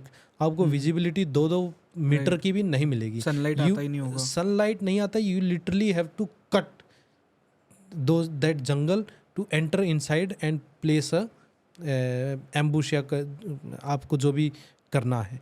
तो ये वहाँ की प्रॉब्लम है। दूसरा, वहाँ पे जो मूवमेंट है इंसर्जेंट्स का, वो थोड़ा सा रेयर होता है। और रेयर होने के साथ साथ they do not carry weapons.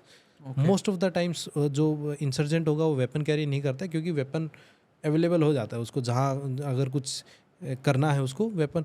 बहुत रेयरली जैसे कि ऐसी सिचुएशन सामने आती हैं, जैसे 2016 में एक सैड इंसिडेंट हुई थी एक इन्फेंट्री यूनिट के साथ, या फिर अभी एक असम राइफल के सीईओ के साथ, कि जो बहुत ही कोऑर्डिनेटेड ऑपरेशन होता है जहाँ वैली बेस इंसर्जेंट्स आए और करके और वापस चले गए। तो अदरवाइज़ वहाँ पे आपको मूवमेंट विदाउट वेपन मिलेगी कि वो किस तरह से अंदर आ रहे हैं। तो आपको आइडेंटिफाई करना भी बहुत बहुत चैलेंजिंग हो जाती है। चैलेंजिंग हो जाता है कि ये है कौन, ये आगे से आ रहा है, ये है कौन। अगर वो एक बार पोरस बॉर्डर है, एक सिविलियन का भेष बना के इंसर्जेंट आया, अंदर बैठ के मुंह पे कुछ लगा के, टोपी वोपी पहन के, मुंह ढक के कैब में बैठ के चला भी गया, तो जब तक मेरे पास स्ट्रॉन्ग इनपुट नहीं है, एवन इनपुट नहीं है, तो वो भी मेरे लिए एक चैलेंज है। तो नॉर्थ ईस्ट में ये है कि दोनों तरह की चैलेंज है। अगर आप जंगल में ऑपरेट कर रहे हैं तो अगर आपको वेपन के साथ दिख गया तो ठीक है, you can deal with it, और कॉन्टैक्ट हो गया, जो कि बहुत रेयर होता है। हम ऑपरेशनल सक्सेस की बात करते हैं, लेकिन सर जो मैं ये कहूँगा कि कॉन्टैक्ट हो जाता है और सक्सेसफुली आप किसी को न्यूट्रलाइज कर देते हो, बहुत बहुत रेयर होता है। और नॉर्थ ईस्ट में तो और रेयर होता है, ठीक है। वो प्रॉब्लम हो जाती है। अगर आप अर्बन एरिया में आ जाते हैं, अर्बन वॉरफेयर की बात करते हैं, तो अर्बन वॉरफेयर वहाँ पे बिल्कुल नहीं चलता, क्योंकि you have to deal with your local public, जो कि आपके खुद के लोग हैं। तो ये कुछ ऐसी पिक्युलरिटीज़ हैं वहाँ ऑपरेट करने की, जो कि उस एरिया को थोड़ा सा, मैं ये नहीं कहूँगा कि टफ़ बनाती हैं या इजी बनाती हैं, लेकिन JNK से थोड़ा सा डिफरेंट बनाती हैं। करेक्ट। क्योंकि मतलब मैंने इसीलिए ये वाला टॉपिक अप्रोच किया था क्योंकि बीच में एक फिल्म आई थी अनेक, आयुष्मान खुराना की, वेरिन वो एक एजेंट के तरह नॉर्थ ईस्ट जाते हैं, जहाँ पे उन्हें गवर्नमेंट बॉडीज़ जो है और वहाँ पे जो इंसर्जेंट ग्रुप्स हैं उनके बीच में वो तालमेल बैठाना है। बट उसमें बहुत सारी चीज़ें मुझे समझ में आई वो देखने के बाद में, कि वहाँ पे क्योंकि सोशल स्ट्रक्चर इतना डिफ़िकल्ट है किसी के लिए भी समझना, तो बहुत ट्रिकी एक सिचुएशन है वहाँ पे डील करना। इनफैक्ट जो आर्मी में भी, अब वहाँ से भी कई सारे लोग आर्मी में भर्ती होते होंगे, उनके भी घर पे बच्चे होंगे, तो ये इंसर्जेंट ग्रुप्स उन्हें अपने तरफ खींच के ले जाते ही होंगे बाय हुक और बाय क्रुक।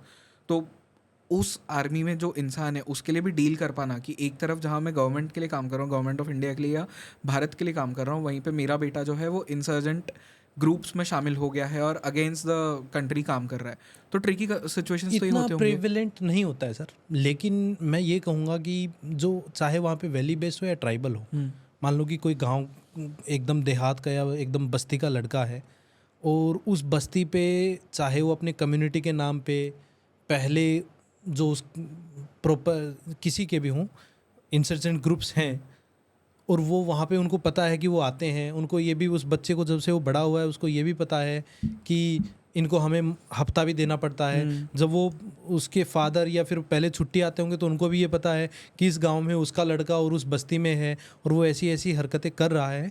तो मुश्किल तो है, लेकिन और मुश्किल ये बना देता है कि आप how do you justify your social responsibility, और जो आपकी ये है ना कि मैं तो वफादार हूँ अपनी कम्युनिटी के को लेके, वो आप कैसे जस्टिफाई करेंगे? उनके लिए तो वो और भी प्रॉब्लम है कि नहीं, मेरे को देश में जज्बा है कि मैं जाके और सेना में भर्ती हो जाऊं, लेकिन मुझे ये भी पता है कि हमारे गांव का ही लड़का जो मेरा ही क्लासमेट है उसको हाथ उठा के और आज के दिन वो उस कैंप में रह रहा है। अब मुझे दोस्ती भी रखनी है, उस गांव में भी रहना है, क्योंकि मैं तो भर्ती होके चले जाऊंगा, मेरे पीछे पेरेंट्स भी हैं, राइट, है ना, और भी रिलेटिव्स हैं, तो उनके लिए वो और भी ट्रिकी सिचुएशन हो जाती है। पर ये जो इंसर्जेंट्स बनते हैं वहाँ पे, इनके पीछे मतलब what is there purpose behind that? जैसे अब अगर हम कश्मीर की बात करें तो वहाँ पे टेररिस्ट अगर कोई बन रहा है, मिलिटेंट कोई बन रहा है, वो तो क्लियर एजेंडा है उनका, आज़ाद कश्मीर की बात करिए। हाँ, यहाँ पे रीज़न इज इट डेवलपमेंट, कि हमें भी डेवलपमेंट चाहिए, हमें इतना नज़रअंदाज किया गया इतने सालों से, हमारे पास में कोई रिसोर्सेस नहीं है, तो अब यही एक रास्ता बचा है मेरे लिए, is this the reason? Sir, अगर मैं नॉर्थ ईस्ट की इंसर्जेंसी की बात करूं और मेनली मणिपुर की, तो it is purely agenda driven now. जो कुकी इंसर्जेंट ग्रुप्स थे उनके साथ सस्पेंशन ऑफ ऑपरेशन साइन हो गया है कि आप इसी टेरिटरी में डेजिग्नेटेड कैंप हैं उनके। जितने भी वैली बेस्ड इंसर्जेंट ग्रुप थे वो क्या करते हैं कि छोटी मोटी सिग्नेचर ब्लास्ट, सिग्नेचर अटैक करके और बर्मा के अंदर जाके चले जाते हैं। और जो बर्मा के अंदर रहते थे सालों साल से, सर नॉर्थ ईस्ट की इंसर्जेंसी इतनी नई नहीं है, 1960s से शुरू हो गई थी। अगर हम मणिपुर की इंसर्जेंसी की बात करें तो 1960s से तब वो ये बोलते थे कि हमें सप्रेस किया जा रहा है, हमें स्टेटस चाहिए, हमें उस टाइम पे मणिपुर को तो स्टेट वुड भी 1972 में जाके मिली कि नहीं हमें सेपरेट स्टेट चाहिए। तब से वो चली आ रही है, उनकी जो डिमांडें थी वो तो पूरी भी हो गई हैं। लेकिन जब वो इंसर्जेंट बन गए किसी भी तरीके से, अब उनको ये रास्ता नहीं मिल रहा है कि मैं मेन स्ट्रीम में आऊँ किस रीज़न से। अगर मैं अपने ग्रुप को डिसबैंड करूंगा तो किस तरह से डिसबैंड करूंगा? अभी कोई भी ग्रुप था, एक ग्रुप पकड़ लीजिए, मान लो आपको यूएनएलएफ पकड़ लिया आपने, यूएनएलएफ के 50 तो उसके बाद फ्रैक्शन हो चुके हैं कि ये उसके लीडर ने अपना अलग यूएनएलएफ बना लिया, आगे बस एक वर्ड और चेंज कर देते हैं वो, और ऐसे ही चल रहा है। अब वो इतने सालों से 40-40, 50-50 साल से बर्मीज टेरिटरी में रह रहे हैं, उनके साथ उनके डेवलप हो गए हैं रिलेशन, वहाँ पे भी आधों ने तो वहाँ शादी भी कर ली है और आधों ने बिजनेस भी एस्टेब्लिश कर लिया है। अब वो इंडिया में ना चाहते हुए भी उसके लिए प्रॉब्लम ये हो गई क्योंकि बर्मा में उसने शादी की, उसके बच्चे बड़े हो गए हैं, उसने 30-40 साल में रहते हुए वहाँ पे एक ट्रक भी खरीद लिया, एक बस भी खरीद ली, जो कि बर्मा बॉर्डर पे यहाँ से इंडिया बॉर्डर से चलती है और वहाँ चाइना बॉर्डर तक जाती है। वहाँ वो अच्छा पैसे भी कमा रहा है, उसके पास एजेंडा है नहीं अभी कोई लड़ने का। अगर स्टेटहुड की लड़ाई थी तो स्टेटहुड लड़ गई। अब ये कुछ कॉन्फ्लिक्ट की वजह से ये शुरू हो गया है कि नहीं हम तो अपनी अपनी कम्युनिटी के लिए लड़ेंगे। नहीं तो मणिपुर की insurgency was a narrative based insurgency कि हाँ पैसा आ रहा है, कोई कॉन्ट्रैक्ट किसी को मिलेगा तो मैं बोलूँगा कि अरे अरे ये तो उस कॉन्ट्रैक्ट, अगर तुम्हें अपनी लेबर सेफ रखनी है और तुम्हें यहाँ पे डेवलपमेंट करना है तो इतना कट दे दो। तो अभी वो तो फिर अपना मशीनरी बन गई थी कि पैसे कमा लूँ मैं, इंसर्जेंसी या फिर एजेंडा ड्रिवन बन गई थी। कोई ऑब्जेक्टिव कि हमें तो ये अचीव करना है, वो अभी नॉर्थ ईस्ट की या फिर मणिपुर की इंसर्जेंसी में ऐसा कुछ बचा हुआ नहीं है अभी। ओके, चाहे वो वैली बेस्ड इंसर्जेंट्स हो चाहे कुकी बेस्ड इंसर्जेंट्स हो, ऐसा कुछ बचा नहीं है कि हमें तो एक बहुत ही कुछ ग्रेट कोज है कि हम उसके लिए लड़ रहे हैं और उसके लिए हम अपनी जान दे देंगे, ऐसा कुछ भी नहीं है।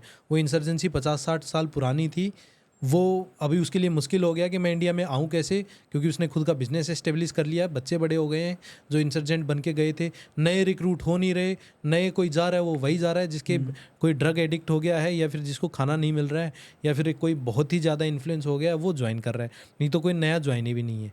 तो प्रॉब्लम उनकी वो आ गई वहाँ पर। अगर ये जैसे ही ये नहीं होता,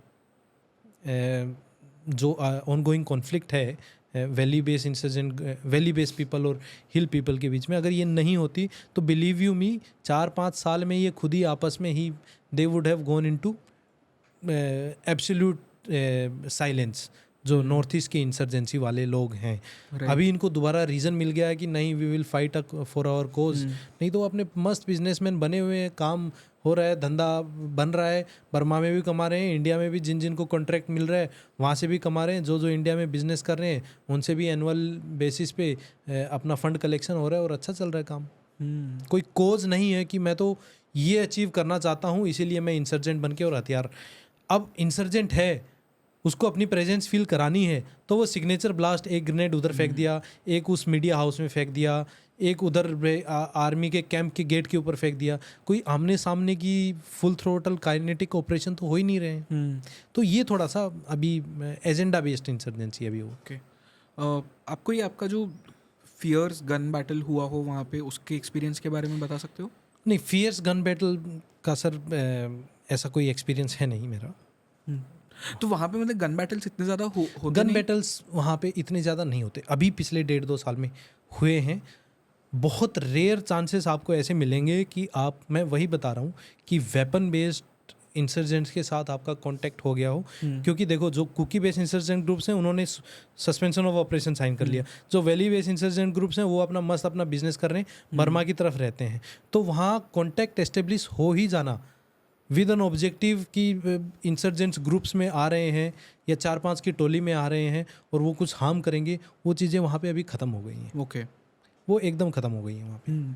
तो और वहाँ पे जो जंगल्स की आप बात कर रहे थे कि इतने थिक जंगल्स होते हैं, तो वहीं से आई एम श्योर कि बहुत सारा ड्रग्स भी स्मगल होता होगा। तो कभी Definitely, ये जो ड्रग रनर्स होते हैं या जो भी, उन्हें पकड़ने के लिए आप एम्बुश लगा के वहाँ पे अगर रहते हो, कितने दिनों तक रहना पड़ता है आपको? ऐसे कोई स्पेसिफिक नंबर ऑफ डेज तो नहीं रहेंगे sir, of course. Specific number of days नहीं होता है। और हमारा मेन ऑब्जेक्टिव है बॉर्डर गार्ड, है ना, CICT ऑपरेशंस बोलते हैं, counter insurgency and counter terrorism operations. तो ऐसे ऑपरेशंस में अगर मुझे कोई इनपुट मिल गई है कि हाँ आज इधर से कुछ ड्रग्स जा रहे हैं या फिर स्मगल हो रहा है कुछ ऐसा, तो मैं एम्बुश लगाता हूँ। Otherwise my main objective is to guard the border against any kind of nefarious design created inside Indian territory और sponsored from outside. That is what. अगर मैं आपको फ्रेंकली बात करूँ तो पिछले 1.5-2 साल में जो ये आपस में वो हुई है, तो कोई बढ़ा चढ़ाने की बात नहीं है कि पहले इंसर्जेंसी होती थी, नॉर्थ ईस्ट में इंसर्जेंसी होती थी और बहुत पीक पे होती थी। राइट। मैं अपने फादर के साथ बात करता हूँ तो उन्होंने वो बताते थे कि ग्रुप्स मूव होते थे ऑलमोस्ट 35-40 लोगों के एक साथ आर्म्ड। लेकिन वो धीरे धीरे, मैं ये कहूँगा कि 2008, 10, 12 के बाद धीरे धीरे कम होते होते अभी पिछले 10 साल में ऐसा कुछ नहीं होता है। बहुत से ऐसे केसेस होते हैं कि जहाँ वेपन के साथ ग्रुप्स मिलते हैं, लेकिन बहुत रेयरली मिलते हैं। वो कांटेक्ट एस्टेब्लिश हो जाना आज के दिन में ही खुद में एक बहुत बड़ी बात है। ओके, तो मेरा वो जंगल वाली बात पूछने का पीछे गोल वॉज कि जब आप जंगल में उस तरह से रह रहे हो, तो how do you live inside a jungle जो कि इतना थिक है, जहाँ पे सनलाइट भी नहीं आ रही, तो वहाँ पे रहते कैसे हो आप? मतलब अगर 1-2 दिन भी रहना है तो मेरे जैसे इंसान के लिए तो बहुत बड़ी बात है, फिर भी तो कैसे रहते हैं वहाँ पे? Sir, this is what we are trained for, है ना। जंगल में मुझे रहना है और ज़्यादा सोचना नहीं है कि मुझे मच्छर लड़ गया है, मच्छर ने काट लिया है या मेरे को लीच ने खा लिया है। यही सब को अवॉइड करके, और उसी के लिए मेरी ट्रेनिंग हुई है कि मैं वहाँ पे 2-3 दिन बैठा है तो bare minimum material, bare minimum sustenance के साथ मैं वहाँ पे बैठ सकूँ और जो मेरा काम है वो मैं कर सकूँ। अगर मैं आपको एक एग्जांपल दूँ कि 2021 की ही बात है कि मेरी QRT को CEO ने बोला कि इमिडिएटली मोबिलाइज। मेरे पास कॉल आया और ज़्यादा वो ऑपरेशन इस तरह का था कि बहुत सारी चीज़ें एक साथ डिस्क्लोज़ नहीं करनी थी उसमें, नहीं तो वो फिर वो हमें अपनी जो इन्फॉर्मेशन है उसको भी सिक्योर करना पड़ता है। कि वो पहले ही पहुंच गई तो जो आप जिस ऑब्जेक्टिव के लिए जा रहे हो तो पहले ही फेल हो जाएगा। तो वी असेंबल्ड और हम रेडी टू मूव हो गए। QRT क्विक रिएक्शन टीम होती है तो 5-7 मिनट में रेडी हो जाती है। तो हमें कुछ ऐसी ज़्यादा इन्फॉर्मेशन नहीं मिली कि यहाँ जाना है, इतने दिन के लिए जाना है, but that operation lasted for almost 4 days. Okay, अब वो 4 डेज़ में हम गए बहुत सारे हमारे माइंड प्रोटेक्टेड व्हीकल्स लेके, और मैं अपनी प्रॉपर QRT के साथ और घातक को लेके गया वहाँ पे। तो हम रुकने का डेफिनेटली इट इज़ डिफ़िकल्ट। 4 दिन के बाद ऐसे जंगल्स में ऐसा नहीं है कि हम वहीं बैठे रहे और यही करना था। स्लोली जो भी टास्क दिया जाता है उसमें, टास्क में अगर आपको 4 दिन बैठना है तो आप 4 दिन बैठे रहेंगे बिना सवाल पूछे। आपने सवाल पूछने का काम ऊपर वालों का है। आपको जो काम दिया गया है कि ये है आपकी शिस्त, यहाँ से आएगा दुश्मन और अगर आपको दिखता है, हथियार के साथ दिखता है तो आपने मार देना है। मेरा काम मेजर साहब का, कंपनी कमांडर का वो है। स्ट्रेटेजिक डिसीजन लेने या टेक्टिकल डिसीजन लेने वो मेरे ऊपर बैठे हुए हैं वो सब करने के लिए। तो वो ऑब्जेक्टिव है। मैं अपना वो अगर मैं आपके 4 दिन वो एक्सप्लेन करूँ तो it was very very difficult for us. पहले दिन हम गए, एक तो वो ऐसे हे वायर इमीडिएटली हम लोग लॉन्च हो गए, तो हम जो राशन था वो सस्टेनेंस का बहुत कम लेके गए। जो भी हमारा ड्रोन था, सर्विलेंस इक्विपमेंट्स थे, पर्सनल वेपन्स थे, मैगजीन्स थे, वही हम लोग लेके और बेयर मिनिमम में कैरी करके हम लोग चले गए। 2 दिन तक हम लोग भी बैठे रहे जंगल में, और टफ होता है, बारिश हो रही है, वहाँ धूप नहीं निकल रही है, ज़्यादा मूवमेंट आप कर नहीं सकते, ज़्यादा हल्ला गुल्ला कर नहीं सकते, आपकी बेसिक नीड्स हैं उसको भी आप बेयर मिनिमम डिस्टर्बेंस के साथ आपको करना पड़ता है। 3rd day we got little of breather कि हाँ भाई अब ये पार्टी थोड़ी सी डिंडक हो जाए। हम एक आसपास की बस्ती में गए जो किसी का खेत में बना रहता है, उसमें हमने देखा कि ये तो कुछ नहीं पड़ा है, तो एक रात हमने वहाँ निकाली, अगले दिन फिर लॉन्च हो गए। तो डिफ़िकल्टी लेवल है, लेकिन मैं ये कहूँगा कि अरे मैंने तो कोई बहुत महान काम कर दिया, 4 दिन जंगल में रह गया। मेरा काम ही वो है, मैं भर्ती इसीलिए हुआ हूँ कि मेरे को उसके लिए ट्रेंड रहना है। अगर 4 दिन क्या 40 दिन भी अगर मुझे सस्टेन करना पड़ा एक ही ड्रेस में, और मेरी मेंटल रोबस्टनेस ट्रेनिंग के दौरान यही बनाई गई है कि मैं वहाँ रह सकूँ बिना ज़्यादा चू चपाट किए हुए कि नहीं मैं तो थक गया हूँ, मेरे को ये हो गया है, वो हो गया है, मेरे को मच्छरों ने खा लिया है, वो सब ही तो नहीं करना है। उसी के लिए तो मेरी ट्रेनिंग हुई है। एंड कोई कुछ भी बोले, I am trained soldier and मेरा काम ही वो है। कोई 4 दिन बैठने के लिए बोलेगा मैं 4 दिन बैठ जाऊँगा, कोई 5 दिन बैठने के लिए बोलेगा मैं 5 दिन बैठ जाऊँगा। हमें तो उस दिन खाना भी, हमें 2 दिन के बाद वी हैड टू रिक्वेस्ट, एक नियर बाई बस्ती में एक लोकल लड़का था हमारे पास, उसको हमने भेजा कि जाओ। तब तक वो हमारा पीछे से भी राशन वाशन सब आ गया था, बाकी सब कोऑर्डिनेशंस हो गए थे। But finally 3rd day we contacted बस्ती वालों और उन्होंने हमें खाना दिया, क्योंकि आई हैव टू मेंटेन। मेरा ऑब्जेक्टिव है कि यहाँ कुछ हरकत होगी और उसको आपने काउंटर करना है। मेरा ऑब्जेक्टिव ये नहीं है कि अरे आपको तो मच्छरों ने खा लिया, अरे आपके तो लीच लग गई है, आप तो भीग गए हैं। ये ऑब्जेक्टिव नहीं है। मेरा ऑब्जेक्टिव है to maintain the safety, security and safeguard my border and population from the people who are likely to infiltrate and create some havoc या डिस्टर्बेंस। तो मेरा ऑब्जेक्टिव वो है। तो मेंटली मैं प्रिपेयर्ड हूँ। ऐसा कुछ नहीं है कि मैंने कोई एकदम ही तीर चला दिया और आउट ऑफ वे जाके और मैं 4 दिन बैठे रहा जंगल में, 5 दिन। हाँ प्रॉब्लम होगी, तभी तो मैं तैयार हूँ उसके लिए, तभी तो मैं भारतीय सेना का हिस्सा हूँ कि मैं प्रॉब्लम को ही फेस करने के लिए और जो मेरे को ऑब्जेक्टिव दिया है उसको मैं अपने को पूरा करूँ। करेक्ट। बट खाते क्या है ऐसे यूजुअली जंगल में? सर यूजुअली जंगल में ये पुराने मिसनोमर हैं कि ये खा लिया मैंने, वो खा लिया। बहुत लोग खाते भी हैं, और जो हमारे स्पेशल ऑपरेशंस के लिए जो टीम्स जाती हैं उनके सामने ऐसी सिचुएशन आ भी सकती है कि आप 3 दिन के लिए गए थे, आपको बैठना पड़ गया 5 दिन 6 दिन। ठीक है, तो सबसे पहले तो मैं ये क्लियर करना चाहूँगा कि इंडियन आर्मी या इंडियन फोर्सेस सेल्फ सस्टेन्ड हैं। ऐसा कोई भी नहीं है कि भूखा मर जाएगा, है ना। हमारे पास हर तरह का राशन है, हमारे पास ड्राई राशन भी है, हमारे पास मील्स रेडी टू ईट भी है। और जब भी कोई ऐसा ऑपरेशन होता है तो हम सेल्फ सस्टेन होके जाते हैं। अगर कोई लॉन्ग रेंज पेट्रोल्स हैं, कोई ऐसी स्पेशल ऑपरेशंस हैं, उनके लिए प्रॉपरली कोऑर्डिनेट किया जाता है। इतनी गरीब सेना नहीं है सर हमारी, है ना। प्रॉपर ग्राउंड पे सप्लाई चेन बनाई गई है। अगर हेलीकॉप्टर की ज़रूरत पड़ेगी तो हेलीकॉप्टर भी आएगा, ठीक है ना सर। कुछ ऐसा ऑकवर्ड हो सकता है कि ऐसी सिचुएशन आ गई कि आपको सीक्रेसी मेंटेन करनी थी और कॉन्टैक्ट एस्टेब्लिश होने ही वाला है, 3 दिन की जगह 5 दिन लग गए, तो वी आर सेल्फ सस्टेन्ड और वी आर ट्रेंड कि हम वो 3 दिन के राशन को 5 दिन चला देंगे। ऐसी कोई प्रॉब्लम नहीं है। खाने को हाँ कुछ ऑकवर्ड एक्सपीरियंस हो सकता है, मेरा भी हुआ कि यही कि एक दिन तो एक हमारे मैं मोरे टाउन में ही था, तो वट टू हाइड एक हमारे 9 पैरा SF के रिटायर्ड JCO थे वहाँ पे। तो ऐसे लोगों से मतलब we are always in touch with them. तो एक दिन बोला उन्होंने कि साहब आज मेरा बर्थडे है, आप घर पे आओ तो शाम को। तो मैं शाम को गया। अब उन्होंने मेरे को अच्छा, और मैं अकेला ही क्या, बाकी सब भी काफ़ी लोग आए हुए थे वहाँ पे। तो उन्होंने मुझे खाना वाना खिलाया।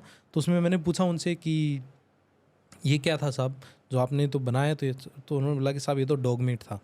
तो डॉग खा लिया ऐसे ही। मैंने बोला ठीक है आने दो। एक दिन ऐसे ही I happen to meet one leader of one insurgent group. तो मैंने बोला कि मैं I will meet you there. तो वहाँ पे उसने अपना कुछ ऐसे मैकेनिज़्म कर रखा था। तो आई वेंट देयर, मैंने बोला कि हाँ क्या है ये, जो भी बात करनी थी मुझे उनसे की। तो उसने बोला कि would you like to eat something. मैंने बोला what can you offer me at this time and in this kind of location. तो उसने फिर मेरे को सूअर के कान भी खिलाए बॉयल किए हुए। तो ठीक है, ये सब चलते रहता है, ऑकवर्ड ऐसे और चीज़ें चलती रहती हैं। बट ये कि मैं डेली ही सूअर के कान खा रहा हूँ या फिर मैं डेली ही सांप मार मार के खा रहा हूँ, ऐसा कुछ नहीं है। पर सुअर के कान बॉईल करके खाना, टेस्ट कैसा होता है उसका? सर अब वो तो मेरे को भी एक बार तो मुझे भी लगा कि ये कर क्या रहा हूँ मैं, लेकिन फिर मैं जिस काम के लिए गया था वो ज़्यादा इम्पोर्टेंट था। तो मैं उसके सामने वो ऑकवर्डनेस एक्सप्रेस कर नहीं पाया कि मुझे सूअर के कान खाते हुए कैसा लग रहा है। पर टेस्ट अच्छा होता है या नहीं? टेस्ट तो अब ये है कि पहली बार खाने में टेस्ट का पता चलता नहीं। Taste is developed over a period of time. तो वो तो ठीक है, वो खा लिए ठीक है, वो ख़त्म करके। और फिर जो मैं जिस काम के लिए गया था, I was focused on that. अब वही है कि this is what we are trained for. अगर मैं इसको मजाक की वजह से सीरियसली मेरे को सांप डस गया तो मैं क्या वहाँ चिल्लाने लग जाऊँ, या फिर मैं उसका जो इलाज है वो करके और अपने काम पे फोकस करूँ? तो क्या मैं अपने जिस काम के लिए गया था मैं अपना फोकस हटा के वो पोर्क के कानों पे लगा दूँ, या फिर मैं अपना जो काम के लिए गया हूँ मैं अपना वो करूँ? तो my objective is to complete my task and this is what Indian Army is known for. काम दे दो, काम हो जाएगा। ज़्यादा हा हुल्ला करने की ज़रूरत नहीं है। आपने बोला है वो पहाड़ी है, कैप्चर करनी है, और वही बहादुरता आपने कारगिल वॉर में देखी हमारी इंडियन आर्म फोर्सेस की। तो this is what we are known for. Right. तो मतलब कभी ऐसा लगा कि जान जा सकती है यहाँ पे? ये तो बहुत लगता है, और हमसे ज़्यादा घर वालों को लगता है ना। और कुछ भी ऐसा होता है कि यस, कोई भी आपके पास इंफॉर्मेशन आती है तो आप उसको ऐसे नहीं मान के चलते कि अरे यार ये तो मजाक कर रहा है और फेक हो सकती है। You have to deal with it, और आपको एक बहुत सीरियस नोट पे जाना पड़ता है पूरी प्रिपरेशन के साथ। तो कॉन्टेक्ट एस्टेब्लिश हो गया, और अगर आपके ऊपर फायर आ गया और आपको लग गई तो जान चली जाएगी। अगर कॉन्टैक्ट एस्टेब्लिश हो गया और आप उससे ज़्यादा अलर्ट थे, आपने पहले देखा, आपने फायर कर दिया और उसकी जान चली गई। मुद्दा ये है कि आपको जान ज़्यादा प्यारी है, या जो आपको टास्क दी गई है कि मेजर भरत सिंह और उसकी क्यूआरटी ये काम करेगी, वो काम ज़्यादा ज़रूरी है। ऑब्जेक्टिव इज़ कि जो आपको टास्क दी गई है वो आपने करनी है। जान तो किसी की चली जाएगी या हमने किसी की जान लेनी है, वो बाद की बात है। And sir believe you me, while serving this nation and to get martyred is a very very unique and opportunistic thing। सबको मौका नहीं मिलता है कि एक आप सोच के देखिए कि 12-13 लाख की फ़ौज है, उसमें से आप पहली बात तो आपकी किस्मत अच्छी हो कि आप ऐसी लोकेशन में पोस्टेड होंगे जो कि एक्टिव होगा और इंटेंस होगा। फिर उसमें ऐसा आपकी किस्मत हो कि आप ऐसे इलाके में गए जहाँ की एक्चुअली वो इंटेंस तो था लेकिन आप बहुत एक्टिव था। फिर आपकी किस्मत ये हो कि जिस दिन वो ऑपरेशन हो रहा था आप प्रेजेंट थे। फिर आपकी ये भी किस्मत हो कि जो ऑपरेशन के लिए जो पार्टी निकली आप उसका हिस्सा बने। फिर आपकी किस्मत ये भी हो कि कॉन्टैक्ट एस्टेब्लिश होए। उससे ज़्यादा बहुत और लक्की होना पड़ता है कि कॉन्टैक्ट एस्टेब्लिश हो गया और आप बाकायदा कि आप उनको मार देते जो कि आप उसी के लिए तैयार होके गए थे, और गलती से उनका फायर खुल गया या फिर मूवमेंट डिटेक्ट हो गया और वो गलती से आपको गोली लग गई। ठीक है, तो you have to be really really lucky to die for this nation. Right. ऐसा नहीं है कि आराम से वो चले गए और मर गए, ऐसे थोड़ी कोई ऑपरेशंस होते हैं। करेक्ट। पर क्योंकि वो जॉब ही ऐसा है, उसमें आपके आसपास जो लोग हैं, जो आपकी फैमिली बन जाती है ओवर द टाइम, उनकी जब जान चले जाए आपके सामने, फील क्या होता है? मतलब ऑफ कोर्स बुरा लगता है, बट देन गुस्सा भी उतना ही आता है। सर गुस्सा भी आता है, और जान तो अगर मेरे दोस्त की जाएगी तो मैं तो पीछे हटूंगा नहीं। हैव यू मतलब लॉस्ट समवन? नहीं, मेरे आई वॉज सो लक्की कि चाहे आप ये मानिए कि हम लोग प्रिपेयर्ड इतने थे, या फिर आप ये मानिए कि we were successful in doing, जो भी हम करते थे वो उसमें प्रोफेशनल कॉम्पिटेंस इतनी थी। एक्सेप्ट वन और इंसिडेंट मेरी खुद की कंपनी के साथ कि एक बंदे का थोड़ा सा हाथ से एक ग्रेनेड में थोड़ा ऐसा हुआ था। मैं वही बता रहा हूँ कि इंसर्जेंसी इतनी पीक पे नहीं है, और वो भी मेरी COB में नहीं हुआ, वो बाहर किसी दूसरे डिटैचमेंट में था, तब कोई ग्रेनेड फेंक के चला गया और वो मेरी कंपनी का एक बंदा था, उसका ही गोट सम स्प्लिंटर इंजरीज ऑन हैंड और थोड़ी सी शोल्डर पे। एक दूसरी नॉर्मल इंसिडेंट में ही वो, उसमें भी हम लोग we were not actively part, वो सम 2 इंसर्जेंट्स वर फाइटिंग, लेकिन we were maintaining a very close proximity. उस तरह की डिप्लॉयमेंट थी और हमारा ऑब्जेक्टिव था कुछ करने का, तो उसमें एक जब मेरे जवान के पैर में स्प्लिंटर लग गया था।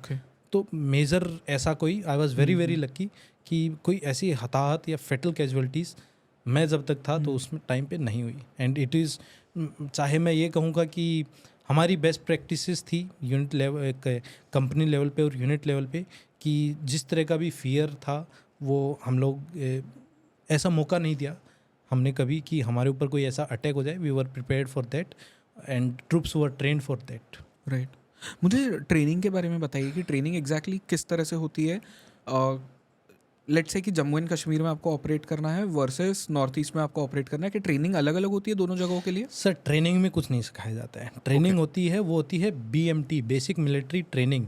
BMT का मतलब ये होता है कि बाहर से कोई कॉरपोरेट से या कॉलेज से कोई बच्चा, लड़का लड़की कैंडिडेट आए थे, उनको हमने ऐसे ग्रिड में डाल दिया है कि अब वो इंडियन आर्मी की जो इथोस हैं, इंडियन आर्मी की जो ऑपरेटिंग प्रोसीजर है, उससे वो एक्विंट हो गए हैं। इससे ज़्यादा ट्रेनिंग का कोई ऑब्जेक्टिव नहीं है। It is just a training to get you out of that, चाहे कॉरपोरेट मोड या फिर स्टूडेंट मोड से लेके, और आपको एक टुकड़ी जो फौजी की लाइफस्टाइल है, जो फौजी ऑपरेटिंग प्रोसीजर है, वो उसमें ढालना। तो जो आपकी मेन ऑब्जेक्टिव और जो मेन ट्रेनिंग होती है वो होती है आपकी यूनिट्स में जाने के बाद। मतलब पर अलग से ट्रेनिंग होती है वहाँ पे भी? ट्रेनिंग होती है। जैसे कि कोई नॉर्थ ईस्ट में यूनिट जाती है तो उसकी पहले ट्रेनिंग साइकिल्स चलती हैं अलग अलग जगहों पे। यूनिट्स भी एक्चुअली क्या है कि यूनिट भी कोई ऐसी नहीं है कि मैं पहली बार नॉर्थ ईस्ट में जा रहा हूँ। वो यूनिट इससे पहले भी 10 बार नॉर्थ ईस्ट में गई होगी।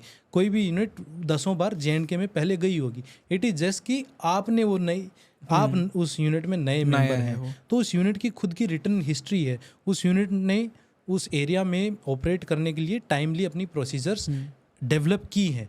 तो ये मुझे डिफरेंस बताना इसका कि मतलब जम्मू एंड कश्मीर में ऑपरेट करना वर्सेस नॉर्थ ईस्ट में ऑपरेट करना, एक नया इंसान जब दोनों ही जगह पे जाता है अपने अपनी यूनिट्स के साथ में, तो क्या डिफरेंस उसे देखने मिलेगा दोनों ही जगह पे ऑपरेटिंग प्रोसीजर्स में? ऑपरेटिंग प्रोसीजर्स में जब वो JNK में जाएगा तो अलग अलग तरह के ऑपरेशंस होते हैं। अगर मैं एक स्टेटमेंट में उसको डिफाइन करूं तो पॉसिबल नहीं है। व्हाट इज़ योर चार्टर, आपका रोल क्या है? क्या आप वैली में, कश्मीर वैली में ऑपरेट कर रहे हैं? RR के साथ आप जा रहे हो? RR तो ऐसा नहीं है कि सर RR है तो RR ऑपरेट ही कर रही होगी। RR वैली में भी है, RR लद्दाख में भी बैठी है, और RR एकदम बॉर्डर फेंस पे भी बैठी है। तो वो प्रोसीजर आप किस एरिया में डिप्लॉयड है और वहाँ पे आपकी नेचर ऑफ ड्यूटी क्या है, उस पर बहुत कुछ डिफाइन करता है।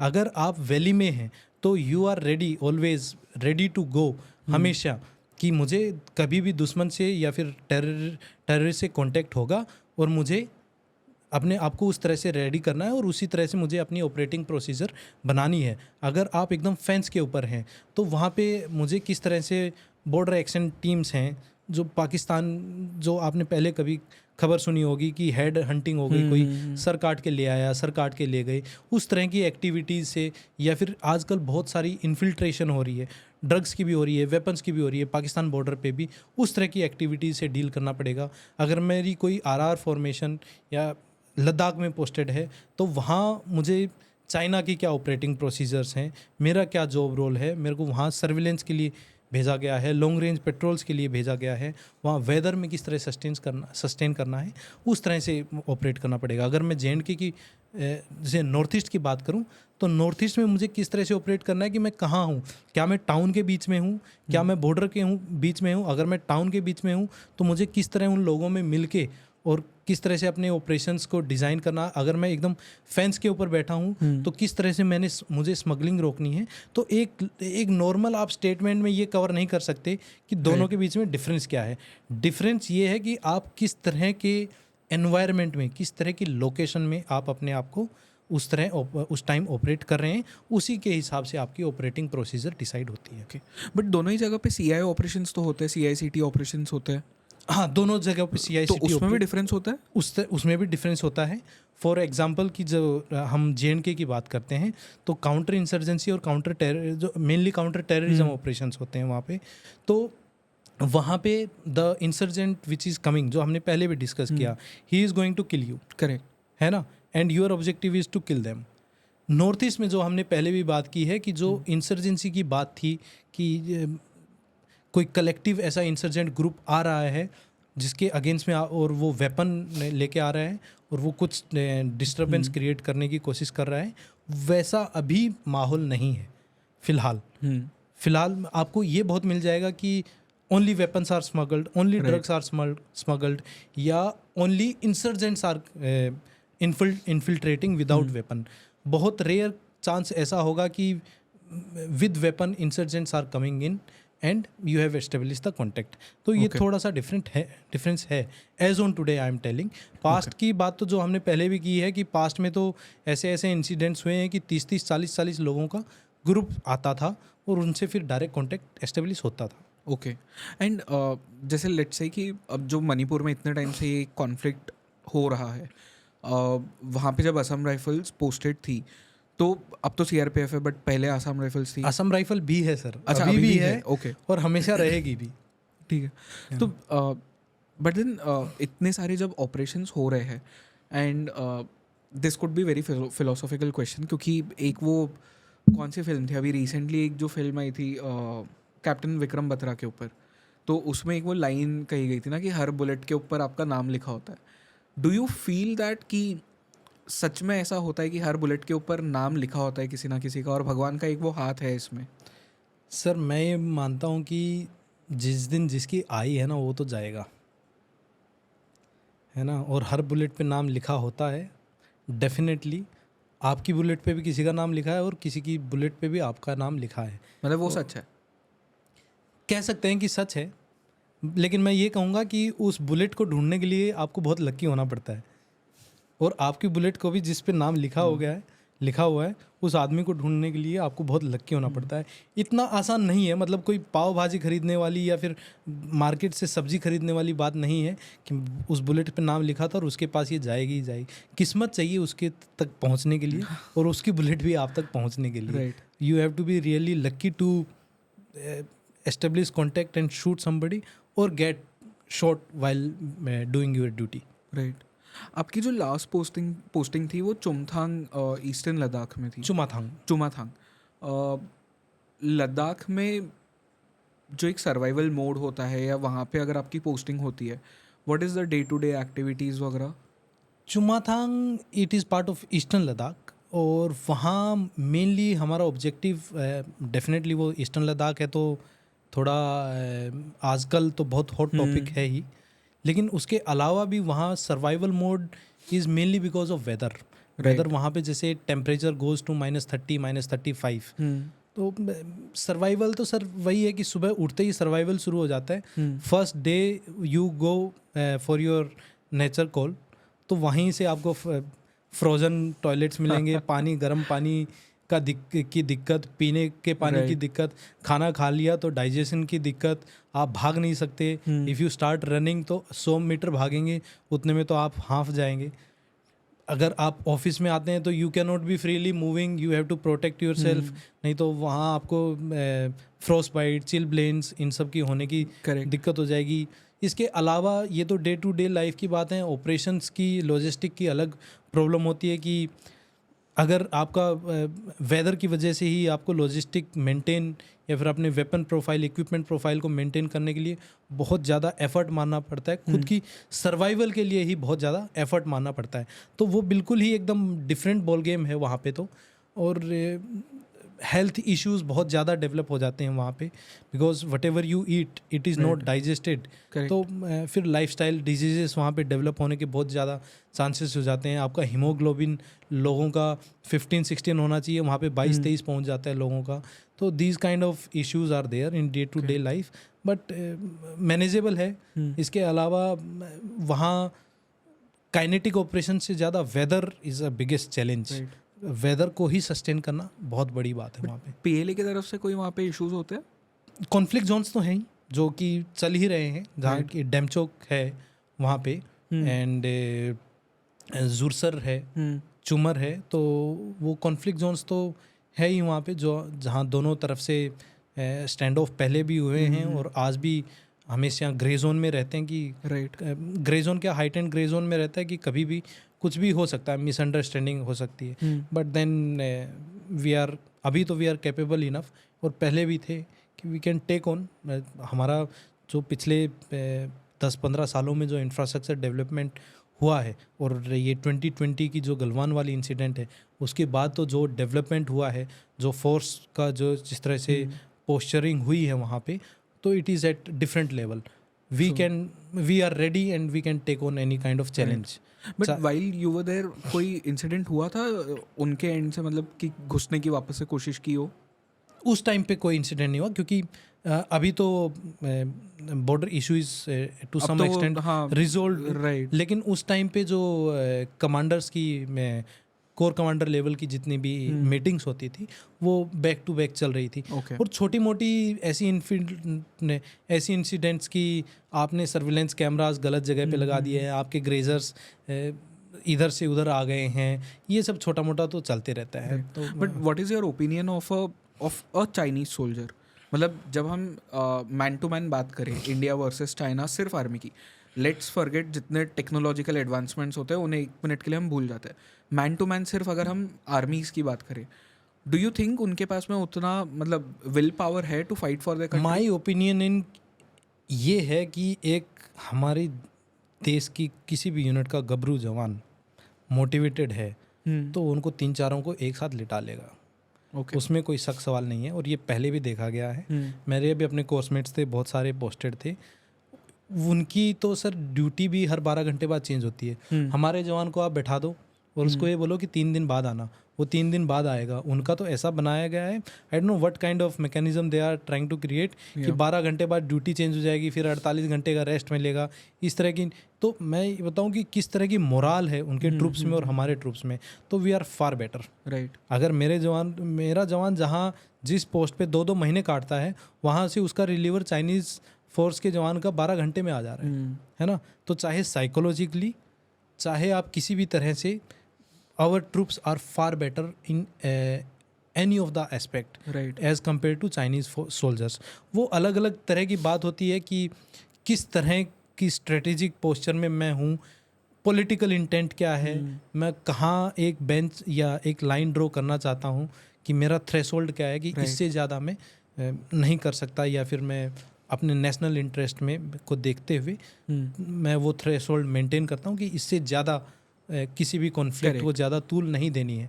अगर मैं मैन टू मैन की बात करूं तो भारतीय सेना का कोई भी जवान, जेसीओ ऑफिसर किसी भी चुनौती के लिए तैयार है, और मैं आपको फिर से गारंटी दे रहा हूं कि मेरा एक जवान चाइना के 3-4 को एक साथ आराम से ले लेगा। मैंने ये इसीलिए पूछा क्योंकि जब हम major general Rajeev Narayanan sir के साथ में पॉडकास्ट करते तो हम चाइना के बारे में बहुत बात करते हैं, because he is a China observer. तो उन्होंने भी मुझे यही बात कही थी कि जो पीएलए है, एक तो पहली बात उनके ऊपर एक पॉलिटिकल ऑफिसर बैठता है, तो उनकी ट्रूप्स का अगर विल नहीं भी है वहाँ पे रहने का, तो भी वो डंडा मार के उन्हें वहाँ पे खड़ा रखता है। बिल्कुल। प्लस उनकी वो 1 चाइल्ड पॉलिसी आई थी, तब से हर फैमिली में ऑलमोस्ट एक ही बच्चा अब रहा है। तो उनकी फैमिलीज को तो हमसे ज़्यादा टेंशन हो रहा है कि अगर एक ही बच्चा है, उसकी जान चली गई वहाँ पे, तो हमारा क्या होगा। एंड फिर उनके और भी मोटिवेशंस होते हैं कि अगर उन्हें अच्छा पोजीशन चाहिए, कोई यूनिवर्सिटी में जाना है किसी को पढ़ने के लिए, तो they have to join PLA. किसी ना किसी तरह से उन्हें पहले पार्टी के अंदर घुसना पड़ेगा, तो ही उन्हें वो सब मिलेगा। उनकी वही प्रॉब्लम है कि जैसे हमारी आर्मी है वो इंडिपेंडेंटली ऑपरेट करती है, पॉलिटिकल इंटरवेंशन ना के बराबर है। उनके तो पॉलिटिकल पार्टी की वहाँ तो जैसे हमारी एक बटालियन है, उसमें कंपनीज हैं और उसके बाद प्लाटून्स है, उनका कंपनी लेवल से पॉलिटिकल कोमासार बैठना शुरू हो जाता है कि, और उसका ऑब्जेक्टिव यही है कि द इंटेंट या thought process of Chinese Communist Party has to be inculcated in all those soldiers. Right, है ना। तो यहाँ हमारे में तो एक सीओ है, उसके नीचे एक यूनिट में 800 जवान है, 1000 जवान है, तो वही है उनका फादर। वो किस तरह से उनको चलाएगा, तो इवन कि higher formations do not intervene.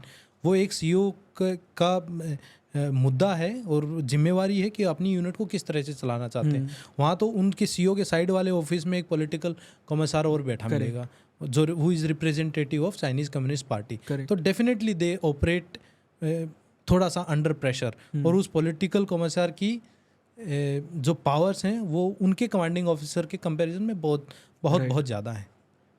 But क्योंकि आप ऑन ग्राउंड सर्व कर चुके हैं वहाँ पे, लद्दाख में भी, इनफैक्ट नॉर्थ ईस्ट में भी, मुझे ये एक्सप्लेन करिए, क्योंकि बहुत से बार जब ये डिबेट्स होती है कि can the Indian army take on the PLA which is the Chinese army, तो बात आ जाती है टेक्नोलॉजिकल एडवांसमेंट्स की।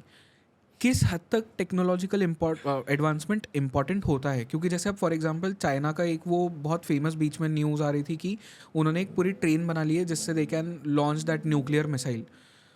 तो वैसी चीज़ अब हमारे पास तो नहीं है, but can it really affect the moral of our troops, या किस तरह से डायनामिक प्ले आउट होता है?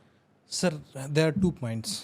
अगर इंटेंट और उसकी बात करें तो हम लड़ सकते हैं, लेकिन डेफिनेटली किसी भी लड़ाई को कामयाब बनाने के लिए लॉजिस्टिक सपोर्ट और इंटेलिजेंस और वेपन सिस्टम्स का रोल तो होता है।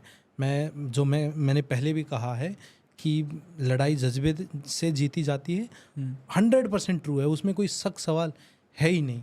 लेकिन उस जज्बे के साथ साथ अगर मुझे उस जज्बे मेरे अंदर जज्बा ये है कि मैं गोली चलाते रहूँगा, तो वो लॉजिस्टिक सपोर्ट मेरे को चाहिए वहाँ पे। China no doubt as on today is far better than us in logistics and technology advancements.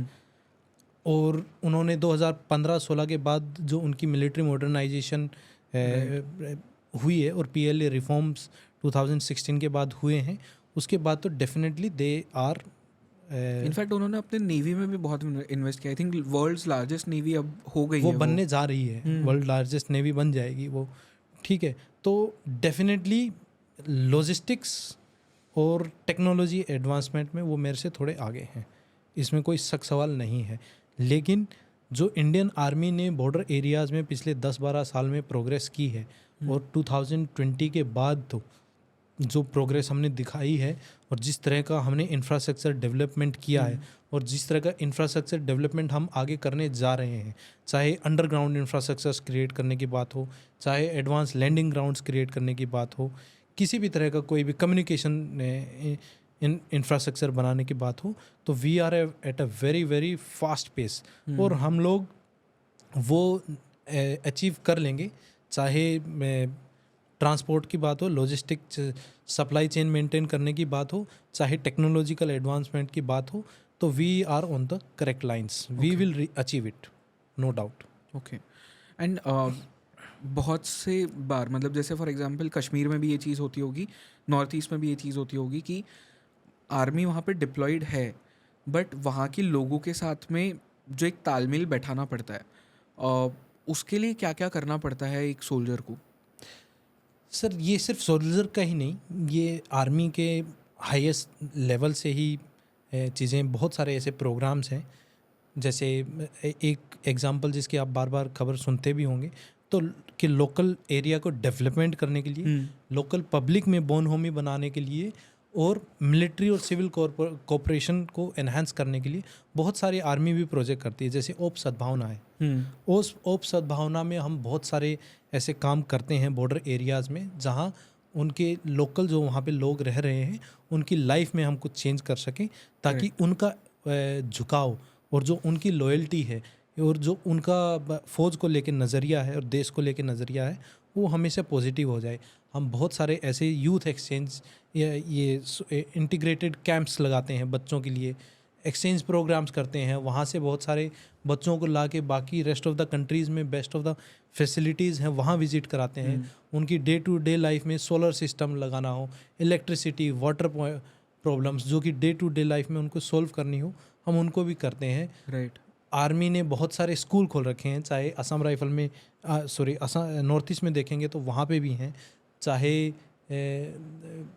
इसमें JNK में आप देखेंगे तो वहाँ पे भी गुडविल प्रोग्राम्स चलते रहते हैं, जहाँ आर्मी एजुकेशन को आगे बढ़ा रही है। तो मैं ये कहूँगा कि चाहे इंफ्रास्ट्रक्चर की बात हो, चाहे डे टू डे लाइफ को एनहांस करने की बात हो, चाहे एक पेट्रियोटिक भावना डेवलप करने की बात हो, army is doing it and we are doing it for good cause of public. Right. पर कुछ चैलेंजेस आते हैं इसमें, क्योंकि सबके वेस्टेड इंटरेस्ट है। अब जैसे JNK में तो इतने सारे वेस्टेड इंटरेस्ट है, तो वहाँ पे आप ऑप सद्भावना कैसे कर पाते हो? या नॉर्थ ईस्ट में भी अगर आप जाओ तो इतने सारे अब इंसर्जेंट ग्रुप्स हैं, तो पॉसिबल कैसे हो पाता है? चैलेंजेस क्या होता है इसमें? क्योंकि कोई ना कोई तो बीच में आने की कोशिश करता ही होगा। हाँ, चैलेंजेस अब वो है कि then it depends on ground commanders कि वो किस तरह से उस चीज़ को डील करते हैं। कि इंफ्रास्ट्रक्चर डेवलपमेंट है, कोई इंसर्जेंट ग्रुप आगे कैसे बोलेगा मेरे गांव में डिस्पेंसरी मत बनाओ, और कौन गांव वाला है जो ये बोल देगा कि मेरे गांव में मत बनाओ क्योंकि मुझे तो मरना है। तो हम प्रोजेक्ट्स भी वैसे ही करते हैं, और डेफिनेटली बाई डिफरेंट मीन्स जो ऐसे ऐसे लोग स्टेक होल्डर हैं उनको लूप में रखा जाता है। मुझे पता है कि ये जो आदमी है, ये गांव का चीफ है या इस कम्युनिटी का जो हेड है, इसकी ज़्यादा फीलिंग आर्म फोर्सेस को लेके अच्छी नहीं है और ये कुछ ना कुछ कर सकता है। अगर मुझे उसी गांव में डिस्पेंसरी बनानी है तो मुझे क्या प्रॉब्लम है, मैं उसी को बुला लूँगा चीफ गेस्ट, उसी से रिबन कटवा दूंगा। तो ये मैंने सिर्फ एक एग्जांपल दिया है। There are different ways and means जहाँ प्रॉब्लम्स को टैकल करने के तरीके होते हैं, और वो जो ग्राउंड पे कमांडर्स होते हैं डिफरेंट लेवल, वो उसको आइडेंटिफाई करके और उसको उसी तरह से डील करते हैं। ओके। तो ये तो हमने मतलब पूरा एक आर्मी लाइफ के बारे में आपकी बात की, but now that you are out of the army life and आप एक सिविलियन लाइफ में आ गए हो, व्हाट आर योर मतलब फ्यूचर प्लान्स क्या है? अब किस चीज़ में आगे जाना है, किस तरह से देश को और सर्व करना है अभी? सर, मैं तो एक चीज़ को मानता हूँ कि once a soldier always a soldier, Which is very true.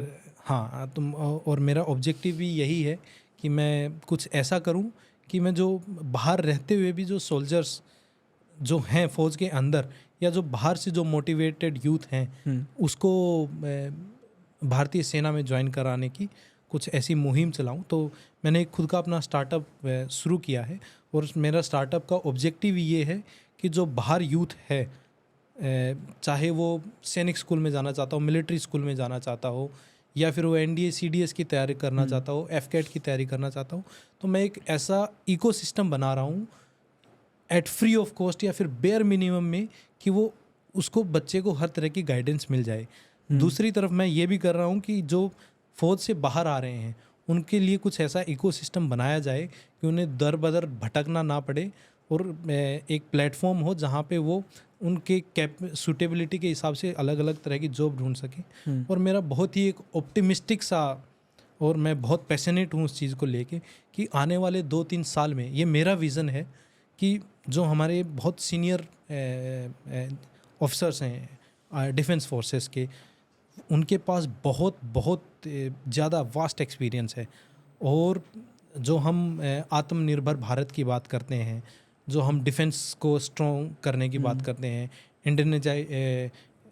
जो हम सोचते हैं कि हर चीज़ देसी बने, तो उसके लिए मैं एक स्टार्टअप में ही एक थिंक टैंक बनाने की कोशिश कर रहा हूँ, ताकि जितने भी हमारे सीनियर जनरल्स हैं जो इतना एक्सपीरियंस कैरी कर रहे हैं, सब एक प्लेटफॉर्म पे आके कुछ ऐसी पॉलिसी रिसर्च या फिर एक ऐसी डिसीजन मेकिंग या एक ऐसी कंसल्टेंसी, हम जो इकोसिस्टम, जो डिफेंस इकोसिस्टम है उसमें काम कर रहे हैं लोग, उनको ऐसी सपोर्ट प्रोवाइड कर सकें, ताकि एक vast pool of experience people are there who can solve problems and who can give their contribution in the policy and decision making. तो ये मेरा एक ऑब्जेक्टिव है कि सबसे पहले फ़ेज़ 1 में तो मैं यही कर रहा हूँ कि कोई भी बच्चा 5th 6th से लेके अपनी ग्रेजुएशन तक कैसे डिफेंस फोर्सेस को ज्वाइन करना चाहता है, उसकी प्रॉब्लम को मैं सॉल्व करता हूँ, चाहे वो रिटर्न या SSB देनी हो, वो प्रॉब्लम सॉल्व होते। Then I am graduating into phase 2 में कि अग्निवीर या सिपाही से लेके और जनरल तक कोई भी फौज से बाहर आ रहा है तो उनके लिए बाहर क्या क्या अपॉर्चुनिटीज़ हैं, उसके लिए एक प्लेटफॉर्म क्रिएट किया जाए। और फेज़ 3 में जो हमारे सीनियर वेटरन्स हैं, जो कि मैं ये कहूँगा कि they are best in business, कोई आर्मी से है, नेवी से है, एयरफोर्स से है, तो उन सब को एक ऐसे प्लेटफॉर्म क्रिएट किया जाए जहाँ पे वो अपना एक्सपीरियंस शेयर कर सकें, कंसल्ट कर सकें लोगों को, और एक ऐसा पूल बनाया जाए कि कोई भी बाहर किसी को भी, चाहे कोई नया स्टार्टअप है, चाहे कोई प्रॉब्लम है, कोई पॉलिसी बन रही है, कोई डिसीजन मेकिंग हो रही है, कोई फ्यूचर में हम लोग स्ट्रेटेजिक डिसीजन लेने जा रहे हैं, तो those veterans can contribute into nation building by that mode. Okay. So this is my objective. मतलब एक one stop shop for all the army हाँ, problems. But once a soldier always a soldier. तो I am not venturing in to different things. मेरा यही objective है कि एक 5, 6, 5th 6th class का बच्चा वो जो आर्मी में जाने के सपने देख के और सैनिक स्कूल, मिलिट्री स्कूल ज्वाइन करने की कोशिश करता है, वहाँ से लेके और जो मेरे सीनियर स्ट्रेटेजिक लेवल पे सीनियर वेटरन्स जनरल्स तक रिटायर होते हैं, वो एक कैसे एक ऐसा इकोसिस्टम बनाया जाए कि सबके प्रॉब्लम्स का सॉल्यूशन एक सिंगल प्लेटफॉर्म पे अवेलेबल है. This is I am trying to create. It is my vision in different phases. Let's see how I successful I get into it. All the best उस dream के लिए, and I really hope कि ये workout करे, क्योंकि मैं आपको of the camera भी वही बता रहा था कि मुझे आर्मी में जाना था, बट मुंबई में कोई बात ही नहीं करता, कहीं पे कोई ब्लूप्रिंट किसी को पता ही नहीं, किसी भी स्कूल में कोई बात नहीं करता, कोई ऐसा स्कूल में बताने वाला भी नहीं है यहाँ पे कि इस तरह से आप आर्मी में जा सकते हो, नेवी में जा सकते हो, एयरफोर्स में जा सकते हो. Definitely sir. जो मैंने पिछले 1.5-2 महीने में ना I have addressed almost 3-4,000 students, और सब में मेरे को यही प्रॉब्लम लगती है कि कितना भी हम लोग बात करते हैं कि यूट्यूब है, गूगल है, ओपन सोर्सेस हैं जहाँ आपको हर तरह की इंफॉर्मेशन मिल जाएगी, लेकिन इंटेंट, विल और एक ऐसा मैकेनिज्म नहीं है एक कि वो मेरे को वो प्रोवाइड करा सके. करेक्ट. क्योंकि आई फील कि जब आप 5th 6th में हो या लेट्स से 10th तक भी अगर आप पहुंच गए हो, वो ऐसा स्टेज होता है जहाँ पे आप आपके करियर के बारे में बहुत ज़्यादा सोच रहे हो, तो आपको वहाँ पे कोई ऐसा इंसान चाहिए जो आपको हैंड होल्ड करके बता सके. बिल्कुल, कि ये सब चीज़ें भले ही हम कितना भी बोल ले कि यूट्यूब पे सब अवेलेबल है, बट वो एज नहीं है जहाँ पे आप यूट्यूब देख के डिसीजंस ले सकते हो. बिल्कुल. वहाँ पे आपको कोई एक्सटर्नल पर्सन चाहिए जो आपको हैंड होल्ड कर सके. किसी भी तरह की हैंड होल्डिंग और गाइडेंस की बहुत ज़्यादा जरूरत, और उसी एफर्ट को मैं आगे बढ़ाने की, सो दैट जो मेरी अंदर की सोच है कि once a soldier always a soldier, तो I am always associated with my forces, and I am able to contribute back to the society and nation building as well. Perfect. All the best to you. Thank for you. that, Thank sir. you so much, sir. इस पूरे conversation के लिए thank you so much. Thank you. हमने 2 podcast किए, मुझे बहुत ज़्यादा knowledge मिला दोनों ही पॉडकास्ट से. एक जहाँ हमने मणिपुर को डिस्कस किया, दूसरा जहाँ हमने आर्मी लाइफ को डिस्कस किया, ऑपरेशंस को डिस्कस किया. आई फील कि लोगों के लिए भी ये बहुत ही ज़्यादा एक इनसाइड नॉलेज वाला पॉडकास्ट होगा, क्योंकि यूजुअली ऑन ग्राउंड जो काम कर रहा है उसके थ्रू नॉर्थ ईस्ट की बातें जानने को कम मिलती है. एक्सटर्नली तो बहुत सारे लोग रिसर्च कर सकते हैं, कहीं से भी कुछ भी पढ़ के बता सकते हैं, बट जो वहाँ पे ऑन ग्राउंड था, जिसने वहाँ पे सर्व किया हो, उसका नॉलेज का जो लेवल है वो बहुत ही अलग होता है, उसका डेप्थ बहुत अलग होता है. तो थैंक यू इतना सारा नॉलेज हमारे साथ शेयर करने के लिए. This was such an honour आपको होस्ट करना आज. So thank you so much major. Thank you sir. Thank you.